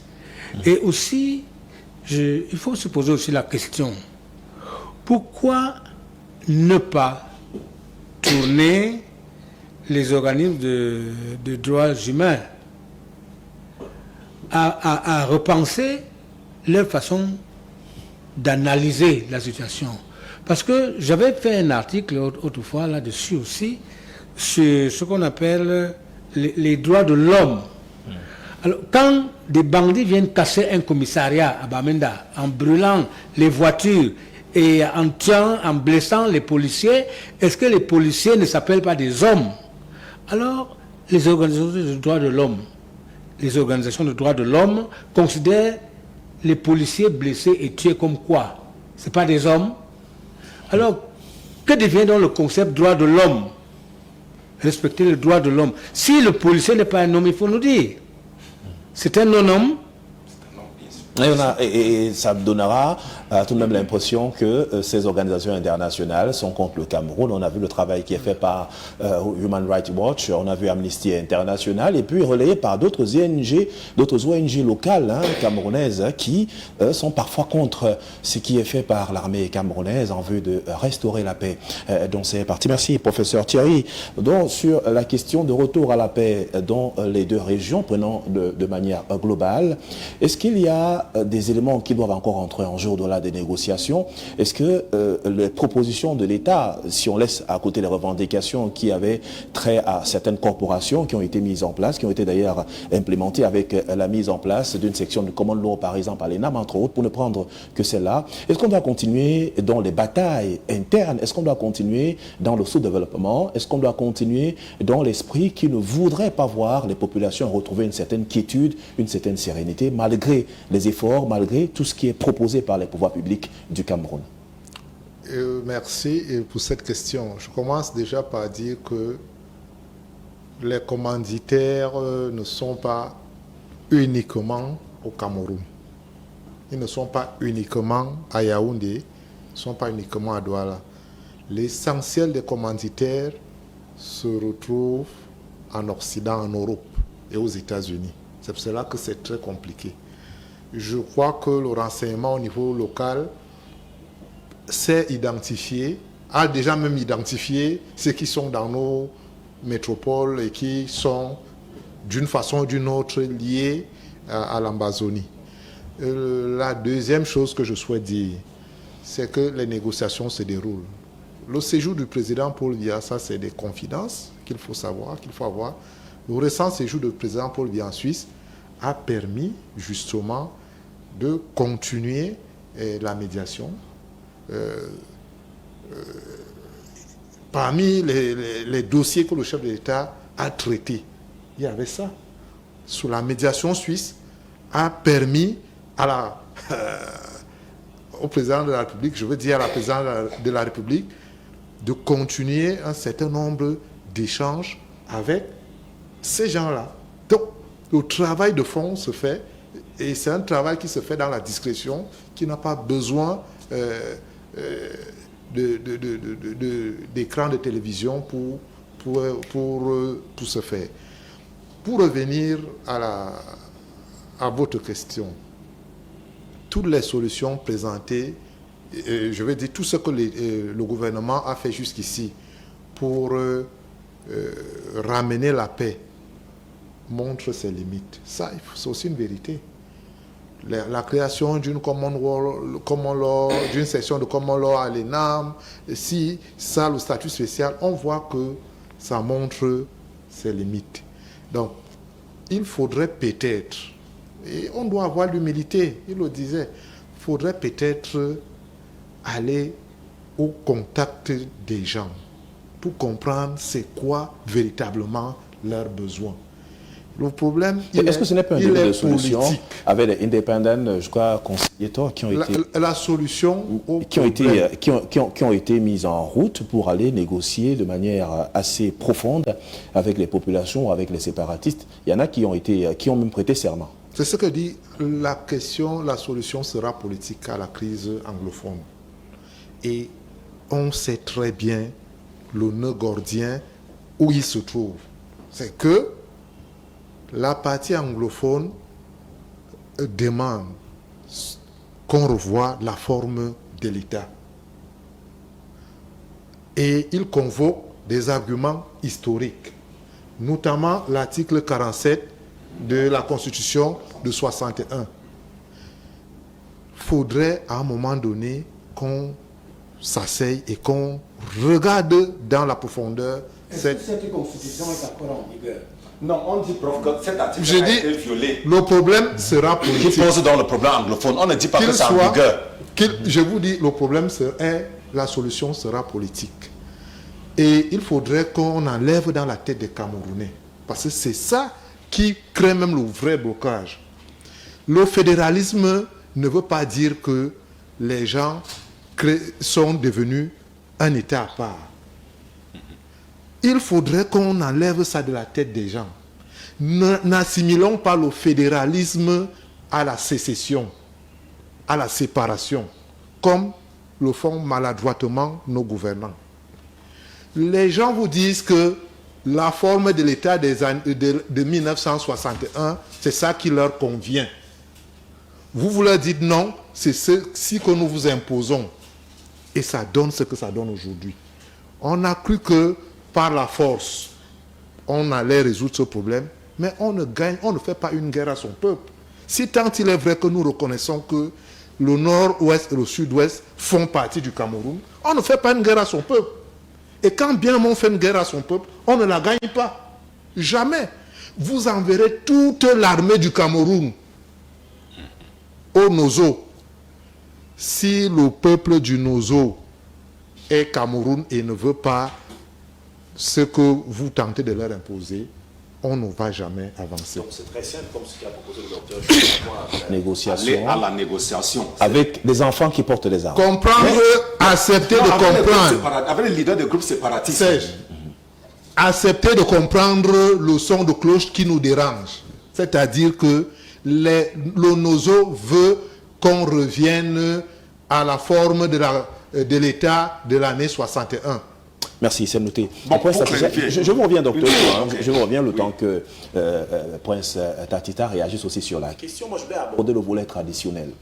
On a vu beaucoup de chefs traditionnels dans cette localité, là, au-delà de ce statut spécial qu'on a accordé à ces régions-là. Il y a que les chefs traditionnels avaient, dans un premier temps, peur de repartir chez eux. Beaucoup avaient déserté leur village, se sont retrouvés à Yaoundé, parce que pour le cas du sud-ouest, par exemple, dans le Lébi Alem, il y a Field Marshal qui règne en maître dans cette localité. On sait bel et bien où il se trouve et où sont ces hommes et qui sont-ils, alors que l'armée a des moyens pour dissuader dans cette localité. Il y a des drones, il y a tout ce qu'il faut, même s'il faut une aide internationale, ça peut se faire.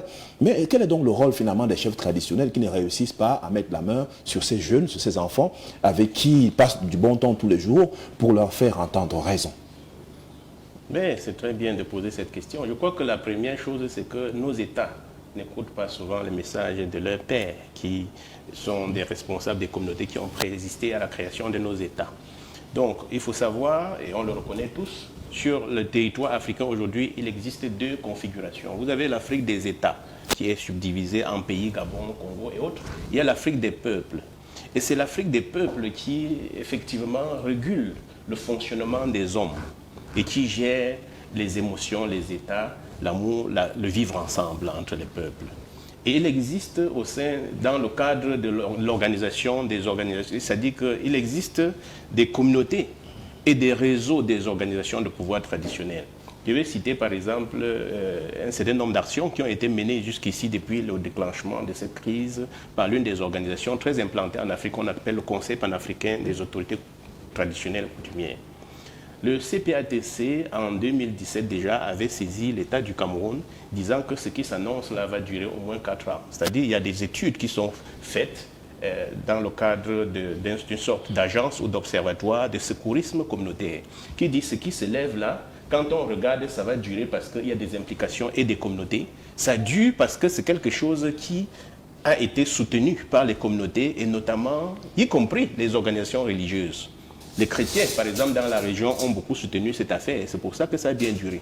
Pour ceux qui sont bien renseignés, à un moment donné, c'est au sein de l'Église qu'on passait les communiqués sur le comportement pour la semaine. Qu'on annonce dans les fermetures de marché, c'est dans l'Église qu'on annonce. Et on oublie qu'on fabriquait des foyers de résistance. Donc l'Église était tout à fait en harmonie avec cette affaire, les communautés étaient en harmonie avec cette affaire et les autorités traditionnelles ont donc proposé à l'État du Cameroun d'agir, y compris d'utiliser les pouvoirs traditionnels.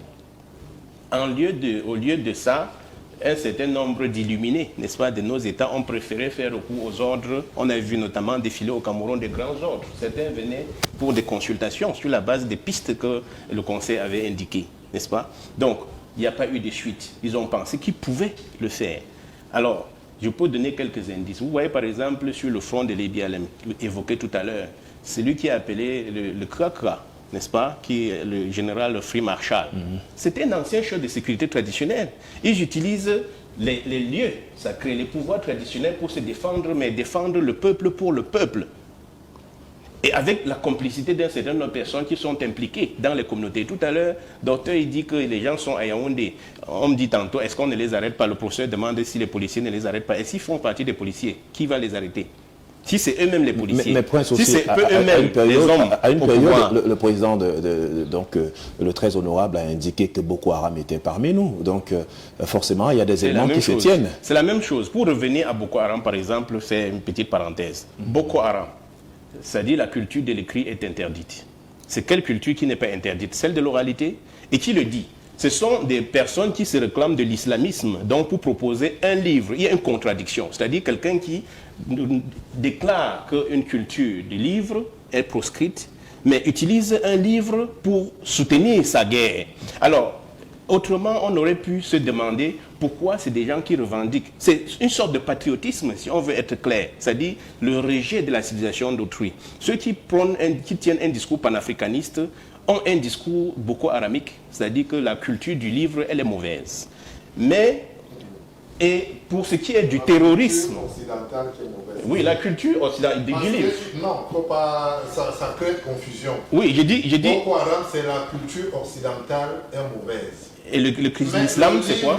Le livre n'a pas que la culture occidentale.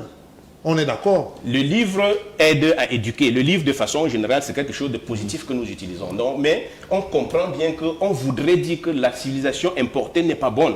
Voilà. Mais ceux qui le disent veulent prôner plutôt l'islam, qui n'est pas la religion locale. Donc, il y a une sorte de confusion dans ces discours. Or, pour ce qui est de Boko Haram même, le Cameroun, l'État du Cameroun a battu Boko Haram au bout de 8 mois. Mais les médias ont refusé de reconnaître cette victoire. Jusqu'aujourd'hui, les médias camerounais, africains notamment, ont refusé de reconnaître la victoire du Cameroun face à Boko Haram. Boko Haram a été battu au point où le groupe qui était là s'est dissous et ils ont fait recours et fait allégeance à l'État islamique. Donc maintenant, on a affaire à l'État islamique de l'Ouest. De l'Afrique de l'Ouest. C'est-à-dire que c'est une frange d'une grande organisation terroriste mondiale qui a son agence maintenant en Afrique centrale et en Afrique de l'Ouest et qui prend le nom pseudonyme Boko Haram ou ailleurs un autre nom. Mais les médias ont complètement refusé parce que les médias font une sorte de communication de mimétisme, donc on copie ce que les autres disent. Or, l'État du Cameroun a gagné. Donc, je voulais dire la deuxième action donc, pour la question de l'Amazonie, c'est que nous avons proposé que les organisations africaines utilisent les pouvoirs traditionnels pour régler la question parce que c'est une question dans laquelle c'est la communauté. Parce que quand vous voyez un chef de sécurité, un certain 1er avril, le Krakra se déclare le nouveau roi de l'Ebialem. Donc il fait offense au pouvoir traditionnel, à l'organisation traditionnelle. À ce moment-là, les chefferies traditionnelles sont menacées, pas seulement l'État du Cameroun. Or, l'État du Cameroun existe toujours, c'est-à-dire le Cameroun existe au nord, à l'est et partout, mais le chef et les chefs authentiques qui étaient à l'Ebialem sont dépossédés de leurs États ou de leurs nations traditionnelles. Donc c'est une guerre, les nations traditionnelles sont plus préoccupées et plus impliquées que l'État. Et l'État devait donc sous-traiter la question, le règlement de ce conflit avec les nations traditionnelles qui sont en Afrique. Et ces nations-là, ce sont les chefferies.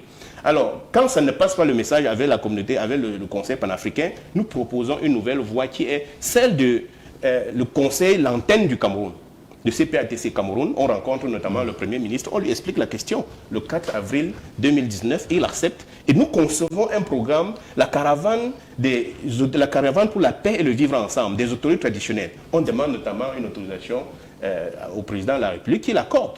Pour 3 mois, vous imaginez, les politiciens ont souvent l'habitude de demander des autorisations de manifester pour 30 minutes qu'on refuse. Nous avons fait un dossier pour 3 mois, le président a accordé. On a fait le tour, notamment pour accomplir un certain nombre de rites. Et qu'est-ce qu'on devait comprendre? Ce qu'on doit comprendre, c'est de chuter. C'est que si la question, et si on avait laissé le soin aux autorités traditionnelles de régler la question, on ne serait même pas arrivé au grand dialogue. Et quand on arrive au grand dialogue, c'est que justement, il y a des forces, comme certains disent, endogènes, qui font tout pour casser toutes les initiatives. Et donc, c'est pour dire que la question, que ce soit de la sécurité dans l'Amazonie ou dans le Nord-Ouest, si on confie ça aux communautés elles-mêmes, les communautés vont régler la question. Docteur le dit, ce sont les membres de la communauté. Peut-être rien. Les hommes d'affaires qui sont sur le terrain ne souhaitent pas que cette affaire finisse vite parce qu'ils vont commencer à payer les impôts. Les élites qui se nourrissent de cette affaire, les populations même qui vivent dans leur propre pays comme si on était en exil, reçoivent de l'argent. Donc, l'État du Cameroun est tombé dans un piège. Donc, il y a un rançonnage qui est généralisé maintenant. L'État est ruiné, n'est-ce pas? L'État n'a plus de ressources. Ce sont des zones qui ont été déclarées économiquement sinistrées par effectivement, et ça arrange les gens qui opèrent sur le champ. L'État ne prend plus. Donc, il y a donc notamment un banditisme. C'est le banditisme qui parle le plus. C'est-à-dire que les gens qui font des enlèvements, qui demandent l'argent. On a vu la même chose avec Boko Haram, parce que même dans la partie nord, il y a un faux Boko Haram qui est entretenu par l'élite, les bandits. Merci Prince Tatita. On va sortir de cette thématique en quelques secondes, moins d'une minute, parce qu'on va prendre la dernière thématique qui concerne le sport, le football. La compétition panafricaine débute dans quelques mois, en janvier prochain au Cameroun. Ce que je veux dire est très important. Peut-être je ne parlerai même plus du sport, mais ce que je veux dire là, depuis 3 ans, j'ai interpellé le gouvernement. Je ne cherche pas de nomination, je ne cherche pas à être recruté quelque part. D'ailleurs, je n'ai même pas d'emploi. Et je veux aider l'État pour que mes frères ne meurent plus. J'ai dit ceci, dans mon dernier article, j'attends toujours que le gouvernement m'interpelle. Je vais rencontrer le collaborateur direct du chef de l'État. Dans ma clé là, pour la raison de la crise anglophone, j'ai au moins 15 noms que si on les appelle à table, la guerre s'arrête. Envoyez tout la main. Tout ce que vous racontez là, c'est du pipeau. Les commissions créées, vous répondez à la question anglophone. Vous n'avez pas résolu le problème anglophone. Il y a le problème et la question. Il y a un problème diagnostique à ce niveau. Voilà, depuis 3-4 ans, on tourne autour du pot. Et je vais sortir en disant ceci.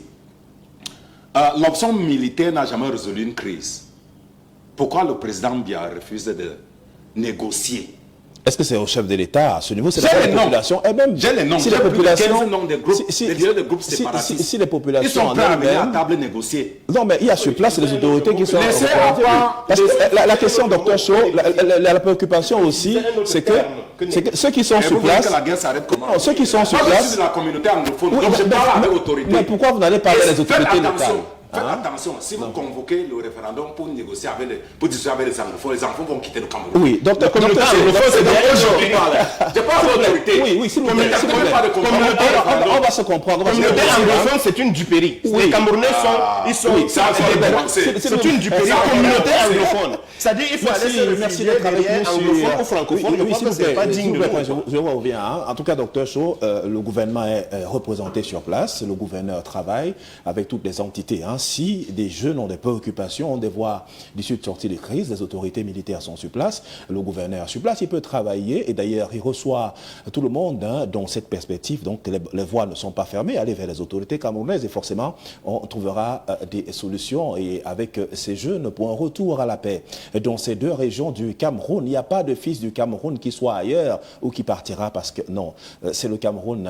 Le Cameroun est un État unitaire, indivisible. Mesdames, Messieurs, merci de rester sur Cam10 TV. Nous abordons la dernière thématique de cette émission ce jour. On parle de sport football. Le Cameroun a abrité il y a quelques jours jour la cérémonie de tirage au sort de la 33e édition de la Coupe d'Afrique des Nations de football qui va se jouer dans notre pays, dont le début est prévu pour le mois de janvier prochain.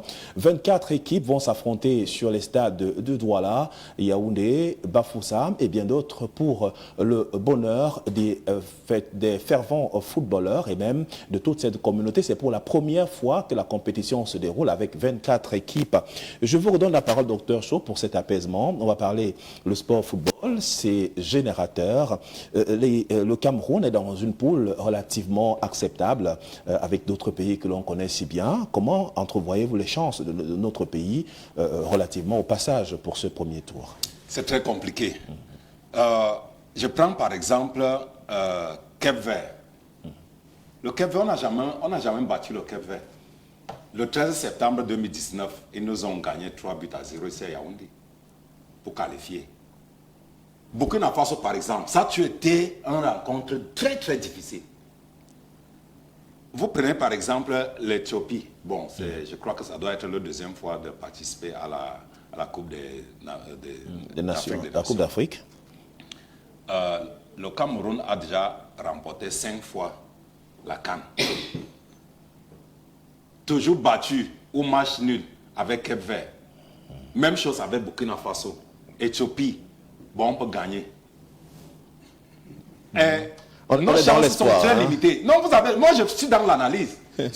Moi je suis analyste. Moi je ne viens pas ici pour dire que parce que je fais partie d'un parti politique pour encourager. Non, moi je fais l'analyse. Donc vous pensez que le Cameroun aura maille à passer le premier tour? Oui, ça va être difficile. On aura beaucoup à faire. Et actuellement avec le Covid, on a les qualifications de Qatar 2022 qui vont commencer en septembre. On ne sait pas s'il y a une équipe A' ou C pour préparer. Ça sera toujours les mêmes joueurs. Et ce sont les 15 joueurs qui vont donc préparer la CAN qui va commencer en février. Je me résume en disant ceci. Le Cameroun a les chances très très limitées.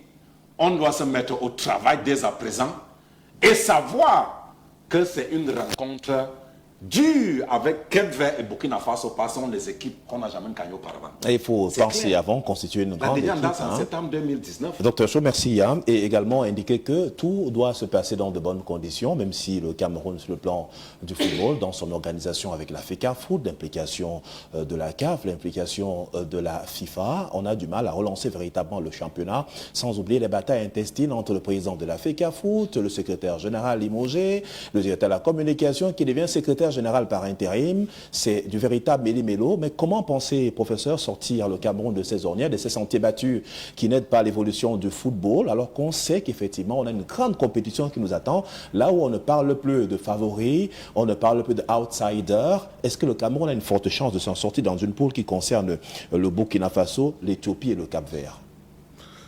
Non, moi, je ne sais pas faire les analyses sportives. On va essayer. Mais je vois que parfois, quand on a misé sur une équipe, elle finit par perdre. De sorte que je ne peux pas faire une analyse scientifique.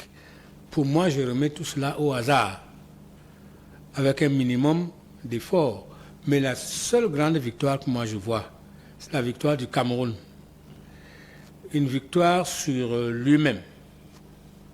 Le Cameroun a gagné une grande victoire sur lui-même, parce qu'il y a 2 ans, nous étions dans le désespoir total, dans des magouilles qui ont abouti à un glissement. Et là, aujourd'hui, j'ai vu qu'on a fait la sélection des poules et que la coupe aura bel et bien lieu. C'est là que je dis, hurrah, victoire pour le Cameroun, une grande victoire, éclatante même, parce qu'on a réussi à organiser la plus grande CAN de l'histoire. Et avec de meilleures infrastructures sur le plan sportif. Avec 24 clubs, 24 nations. Donc pour moi, c'est cette victoire-là que je vois. Maintenant, les équipes à l'intérieur, la préparation, la plus ou moins bonne préparation, etc. L'équipe même la moins bien préparée peut gagner. Et la mieux préparée peut perdre. Pour moi, c'est la stochastique, c'est-à-dire le hasard. Merci, professeur. C'est assez profond. C'est de la philosophie à un niveau assez élevé. Merci d'être avec nous ce dimanche, Thierry. Donc, on va prendre quelques poules parmi les équipes il y a quelques années qui étaient encore considérées comme étant des favorites. On prend le poule on prend la poule dans laquelle se trouve la poule D qui va se dérouler avec des stades dans la ville de Garoua, dans la région du Nord Cameroun. On a le Nigeria, l'Égypte, le Soudan et la Guinée-Bissau. Quand vous regardez une poule comme celle-là, qui sont les favoris de cette poule-là? Écoutez, je vais rester dans la même logique que le professeur. Je refuse de dire qui est favori, qui ne l'est pas. D'abord parce que la balle est ronde. Et on a bien vu qu'avec le nivellement des valeurs, il n'y a plus de grandes équipes, il n'y a plus de petites équipes. Et je crois que les commentateurs sportifs, je le fus dans une autre vie. Les commentateurs sportifs nous emballent toujours dans des pronostics qu'ils veulent savants, mais généralement c'est des pronostics qui ne reposent sur rien. Ils s'adossent peut-être sur les performances des équipes par le passé. Justement, je vous ai dit, il y a un nivellement de valeur. Toutes les équipes ont fait de gros efforts en termes d'encadrement, de restructuration, tout le monde a progressé. Et donc, ça devient difficile de rester sur les schémas des années 60-70 ou 80, où on avait la grande équipe de l'Égypte. Quand elle passait, les autres étaient tout petits. C'est fini. D'ailleurs, vous voyez avec quel mal les grands lions indomptables du Cameroun ont eu du mal à se qualifier. Non seulement à se qualifier, mais vous voyez comment les équipes moyennes, les matchs amicaux étaient très difficiles. Dans la tête, dans l'imagerie populaire, ceux qui étaient petits il y a 10-15 ans, regardez comment ils maltraitent aujourd'hui les grands lions indomptables. Donc, et puis, la deuxième chose que je voulais dire, c'est qu'en termes de préparation, tout le monde se prépare. Et très bien dès lors, puisque les équipes, le football est devenu un phénomène qui a dépassé le simple cadre du sport. Donc les États mettent des moyens, tout le monde se prépare et ils viennent bien prêts. Et vous verrez donc que quand tout le monde est bien prêt, tout le monde est bien préparé, il faut néanmoins un vainqueur. Et ça se joue très souvent sur des détails. C'est pour cela que je refuse les pronostics. Et également, on regarde un peu le soutien de ces personnalités-là, de ces grandes gloires du football qui ont été là à la cérémonie de tirage au sort. C'était au Palais des Congrès de Yaoundé. Albert Roger Mila qui s'est exprimé sur la question. On a également Didier Drogba qui était là entre autres. Est-ce que chacun, Samuel Eto'o-Fils, ne viendrait pas être un poids sur place pour son équipe, c'est-à-dire galvaniser celles qui seront sur le terrain, aller avec un esprit, avec le fighting spirit. On a également vu le capitaine Rigobert Song qui était sur place. Ils ont quand même tout de même donné quelques indicateurs qui démontrent que le Cameroun pourra passer le premier tour. On peut rester serein? Non, je dis la balle est ronde. Et lorsque vous êtes un pays comme le Cameroun, qui a l'habitude d'aller souvent gagner ailleurs, ce n'est pas, vous ne devez pas focaliser sur le trophée. Vous devez vous organiser pour que la fête soit belle, pour offrir à l'Afrique une compétition inoubliable. Et je pense que c'est vers ça que nous devons nous pencher. Le football sur le terrain, ce n'est qu'un jeu. Et nous avons 5 trophées que nous avons gagnés chez les autres. Et donc nous devons éviter de nous focaliser et de dire il faut à tout prix gagner ce trophée. Si on le gagne, c'est une bonne chose. Mais si on ne le gagne pas, soyons préparés. On aura appris quelque chose. Oui, soyons préparés. Est-ce que ce n'est pas l'occasion de retourner régler ces problèmes internes parce que le championnat camerounais va très mal? Bon, c'est une autre question, ça va refaire les débats. Tous les pays ont des problèmes, notamment dans la gestion de leur football. Même en France, même en Allemagne, il y a toujours des problèmes. Et on a vu que même là où il n'y a pas de problèmes... Le président de la fédération, le secrétaire général de Bagapa. Oui, mais même là où il n'y a pas de problèmes, ce n'est pas toujours résolu. Hein, c'est pas toujours... pas la grande les équipes ne gagnent pas toujours les trophées. Mais je dis, nous, en tant que vous, animateurs, grands chroniqueurs, moi et monsieur, tout le monde, nous devons rester dans l'état d'esprit de ce que nous offrons à l'Afrique, une belle compétition. Si nos lions nous ajoutent la cerise sur le gâteau, tant mieux. Et s'ils ne le font pas, n'en faisons pas un dé national comme en 1972. Je n'étais pas né, mais la 8e coupe nous a enseigné que vous pouvez organiser un événement et vous ne le gagnez pas. Moi, c'est dans cet état d'esprit que je voudrais préparer les Camerounais. Maintenant, les problèmes de notre football, ils finiront par se résoudre un jour. Ça prend peut-être trop de temps, mais soyons patients. On ne va pas refaire les hommes. Ce sont des Camerounais qui gèrent ce football. Merci Thierry. Il ne faut pas que l'opinion se trompe sur notre propos. Nous souhaitons que le Cameroun gagne quand même.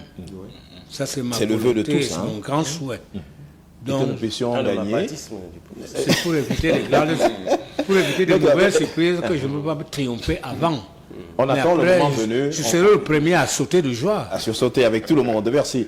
Prince Théophile Tatita, c'est vrai que le temps nous tient par la gorge. On a 1 minute pratiquement de la fin de cette émission. Mais je voulais m'intéresser un peu, c'est vrai que c'est une grande question, à une commission qui a été mise sur pied, celle du suivi du déroulement de la compétition, avec à sa tête son Excellence Albert Roger Mila. Mais sauf que derrière, il y a une polémique entre anciennes gloires du football camerounais qui disent qu'elles n'ont pas été choisies et que les décisions du ministre des Sports ont des yeux dont on a pris d'autres et on n'a pas choisi d'autres. La polémique a commencé. Est-ce que ça ne peut pas infester l'équipe du Cameroun qui va participer à cette compétition? Disons qu'on parlait notamment du sport, le football, qui est un jeu collectif, qui est un jeu qui appelle au fair play. Donc, et on sait bien que les équipes portent les mêmes noms, mais non pas toujours les mêmes joueurs. C'est-à-dire que les anciens joueurs, les anciennes gloires de 2010 ne sont pas les anciens de 80 ni de 2000. Donc, ils doivent comprendre que dans un esprit de patriotisme, d'accompagner Roger Mila, je crois qu'il a été choisi dans le cadre du symbole. Il ne faut pas oublier qu'il est déjà ambassadeur, n'est-ce pas, pour l'image du Cameroun, pour ce qui est du sport. Donc, pour revenir un peu à la question des poules, je crois que le Cameroun, en dehors du jeu, du divertissement, puisqu'il s'agit de ça, est aussi inscrit dans d'autres poules. Et la même question pour Roger Mila revient pour l'équipe de la FECAFOOT. Il faudrait que pendant ce temps, on taise un peu les écueils, de garder nos problèmes camerounais de côté, cesser de voir les conflits à l'intérieur de notre fédération pour donner une image et permettre notamment que la commission générale qui a été mise sur pied, présidée par le ministre, et notamment il y aura le Premier ministre et tous les autres, puissent accompagner. Et le Cameroun est aussi inscrit dans d'autres pôles, notamment de sécurité, n'est-ce pas, de santé, puisqu'il faut rappeler que cette coupe va se jouer pendant que nous avons toujours des affrontements, que ce soit dans la partie nord ou dans le nord-ouest, et puis il peut toujours avoir des petits débordements, donc on aura à gérer la question de la sécurité, et c'est un stade sur lequel le Cameroun va devoir gagner aussi. On est dans la pandémie, et ça joue sur l'état d'esprit des joueurs, donc il faudrait qu'on essaie de voir cette question. Sur le plan infrastructurel, je crois que le Cameroun a déjà gagné, et j'ai dit comme le professeur que même si on a organisé une CAN, on ne sait plus si c'est de 2019, 2020 ou 2021, en tout cas, elle a pris, les préparatifs ont pris beaucoup d'années, on a douté pendant un temps si le Cameroun devait encore organiser, mais le fait seulement que le Cameroun puisse abriter cette coupe, c'est déjà une grande victoire. Maintenant, il faudrait que le jeu, n'est-ce pas, se fasse, mais avec beaucoup de convivialité. Et il faut que les Camerounais soient beaucoup plus hein. ceux qui accompagnent. Je crois que les Camerounais, les types du Cameroun, doivent surtout accompagner. Et pour ce qui est des pronostics, il s'agit après tout d'une boule gonflée d'air qu'on jette les gens pour. Il y a les circonstances de vent et tout, donc fondamentalement également, de la nature même du jeu. Le sport, le football est élément unificateur au Cameroun, donc il n'y aura pas de véritable bataille interethnique. Hein. Tous sont des Camerounais des divers horizons, des 4 régions du pays qui participent à la gloire de notre pays pendant ces moments de bataille, entre guillemets, entre le Cameroun et ces autres 23 équipes nationales qui participent sur notre sol à cette compétition. Merci, chers panélistes, et merci au professeur Hubert Mononjana, merci au docteur Walter Sochaux, merci à Théophile Tatita, merci à Thierry Don pour la participation ce dimanche. Il ne vous reste qu'à nous rester fidèles. Merci à tous ceux qui nous ont toujours regardés tous les dimanches entre 11h et 13h. Merci de nous rester fidèles. Excellente fin de week-end à toutes et à tous. Je vous retrouve dimanche prochain par la grâce de l'Éternel. Bonsoir sur KM10 TV.